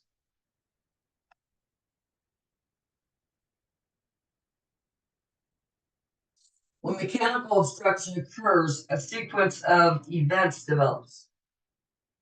Gases and fluids will accumulate, distending the intestine. The gases arise primarily from swallowed air, but they can also be caused by bacterial activity in the intestines. Increasingly strong contractions of the proximal intestine occur in an effort to move the content. Increasing pressure in lumen leads to more secretions entering the intestine and compresses the veins in the wall, preventing absorption as the intestinal wall becomes edematous. The intestinal distension leads to persistent vomiting with additional losses of fluid and electrolytes. There's no opportunity to reabsorb the fluid and the electrolytes, and hypovolemia can quickly result. If the obstruction is not removed, the intestinal wall becomes ischemic and necrotic as the arterial blood supply to the tissue is reduced by pressure. Compression occurs on the veins in the wall. The intestinal wall becomes edematous, leading to prevention of absorption. The twisting of the intestines, known as a volvulus, has occurred, or immediate compression of the arteries, intussusception or strangulated hernia occurs from the primary cause of the obstruction, then the intestinal wall can become rapidly necrotic and gangrenous. Ischemia and necrosis of the intestinal wall eventually lead to decreased innervation and cessation of peristalsis. A decrease in bowel sounds would indicate this change.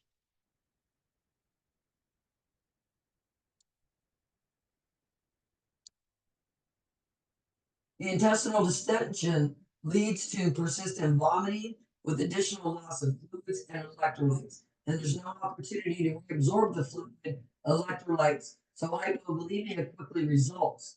Ischemia and necrosis of the intestinal wall can eventually lead to decreased innervation and cessation of peristalsis. The decrease in the bowel sounds indicates this change. Paralytic ileus occurs if it's not a cause to begin with. So here, what it's saying is this can either cause the paralytic ileus or this can be a cause of the paralytic ileus.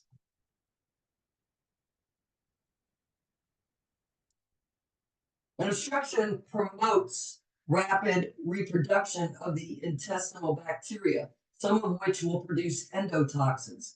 As the affected intestinal wall becomes necrotic and more permeable, the intestinal bacteria or toxins are able to leak into the peritoneal cavity, peritonitis, or the blood supply, causing bacteremia or septicemia. In time, perforation of the necrotic segment may occur, leading to generalized peritonitis And septic shock.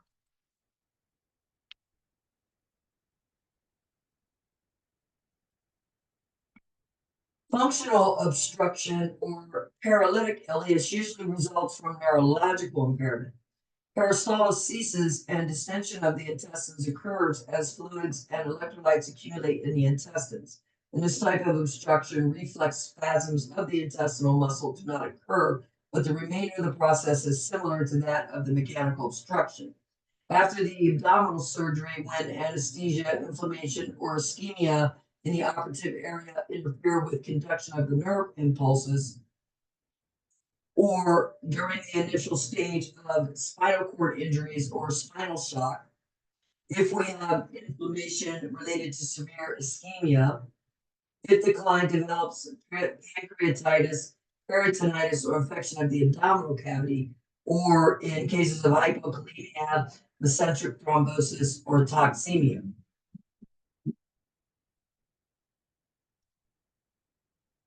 Mechanical obstruction may occur from the following: adhesions from surgeries that twist or constrict the intestines is the most common cause of the obstruction. Hernias, strictures caused by scar tissue, masses like tumors or foreign bodies, intussusception or telescoping of the bowel, volvulus or twisting of a section of the intestines on itself, Hirschsprung's disease or congenital megacolon, in which the parasympathetic innervation is missing from a section of the colon, impairing motility and leading to constipation and obstruction, or gradual obstruction from chronic inflammatory conditions such as Crohn's or diverticulitis.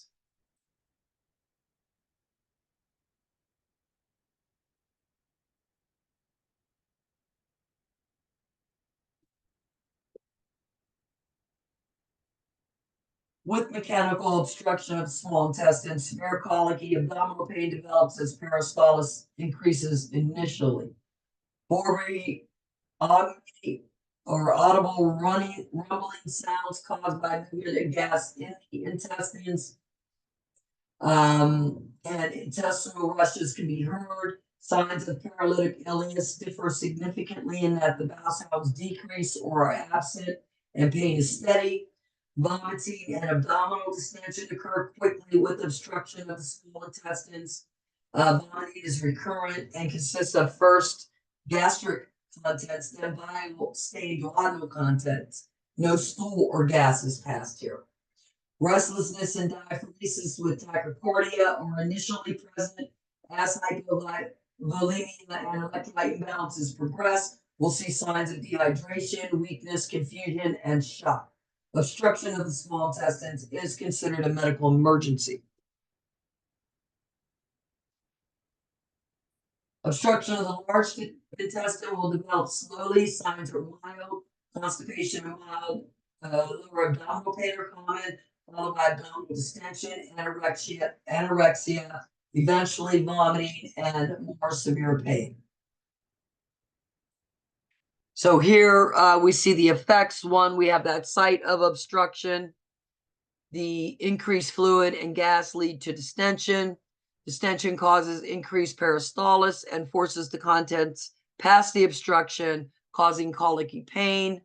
That leads to severe vomiting from the distension and pain and dehydration and electrolyte imbalances. Then we have an increase in the pressure on the wall, causing more fluid to enter the intestines. We'll have a decrease in the blood pressure, and the client can develop hypovolemic shock as third spacing and fluid shifts into the intestines continue. Continued pressure on the intestinal wall causes edema and ischemia of the wall and decreased peristalsis. And then prolonged ischemia can cause increased permeability and necrosis of the wall. And then the intestinal bacteria and toxins leak into the blood and the peritoneal cavity, and peritonitis develops here.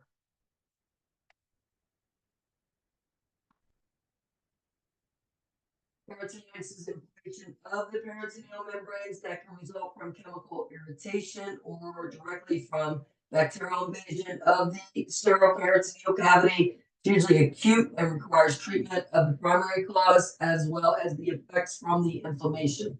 Inflammation of the peritoneal membranes may commence with presence of chemical irritants like bile, chyme, foreign objects. The inflammation increases permeability of the intestinal wall, allowing enteric bacteria to enter the peritoneal cavity. Necrosis or perforation of the intestinal wall also allows infection directly by enteric organisms.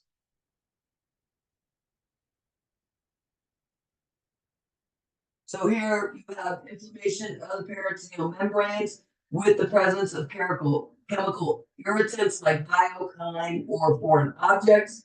We have increased permeability of the intestinal wall, permitting the enteric bacteria to enter the peritoneal cavity. Necrosis or perforation of the intestinal wall also allows infection directly. Initially, when local inflammation develops in the abdominal cavity, the peritoneum and omentum will produce a thick, sticky exudate, help the adjacent tissues stick together and seal the area to localize the source of the problem.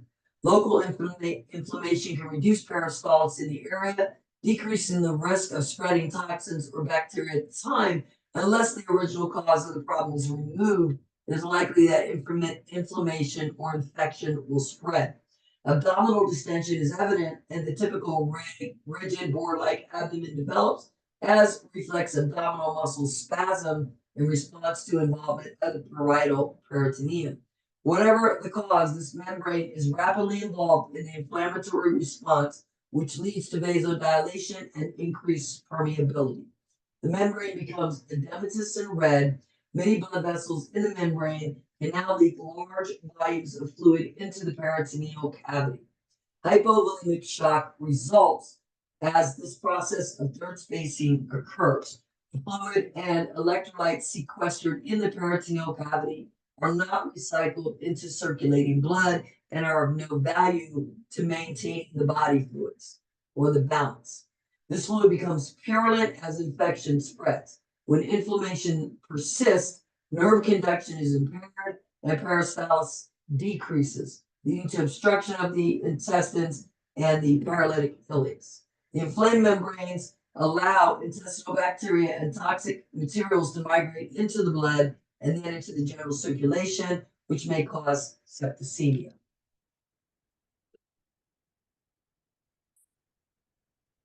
Peritonitis develops secondary to many conditions. Bacterial peritonitis can be caused by direct trauma affecting the intestines, such as an injury, ruptured appendix, or intestinal obstruction, especially if the blood vessels are compressed and the wall becomes gangrenous. Chemical peritonitis can result from the enzymes released during pancreatitis, from urine leaking from a ruptured bladder, from chyme spilled in the peritoneal cavity, from a perforated ulcer, from bile escaping from a perforated gallbladder, or blood or any other foreign material in the cavity. Any abdominal surgery can lead to peritonitis if the foreign material remains in the abdomen or infection develops at the site. Pelvic inflammatory disease in women, in which infection ascends through the uterus into the fallopian tubes, can also provide direct access to the peritoneal cavity, resulting in peritonitis.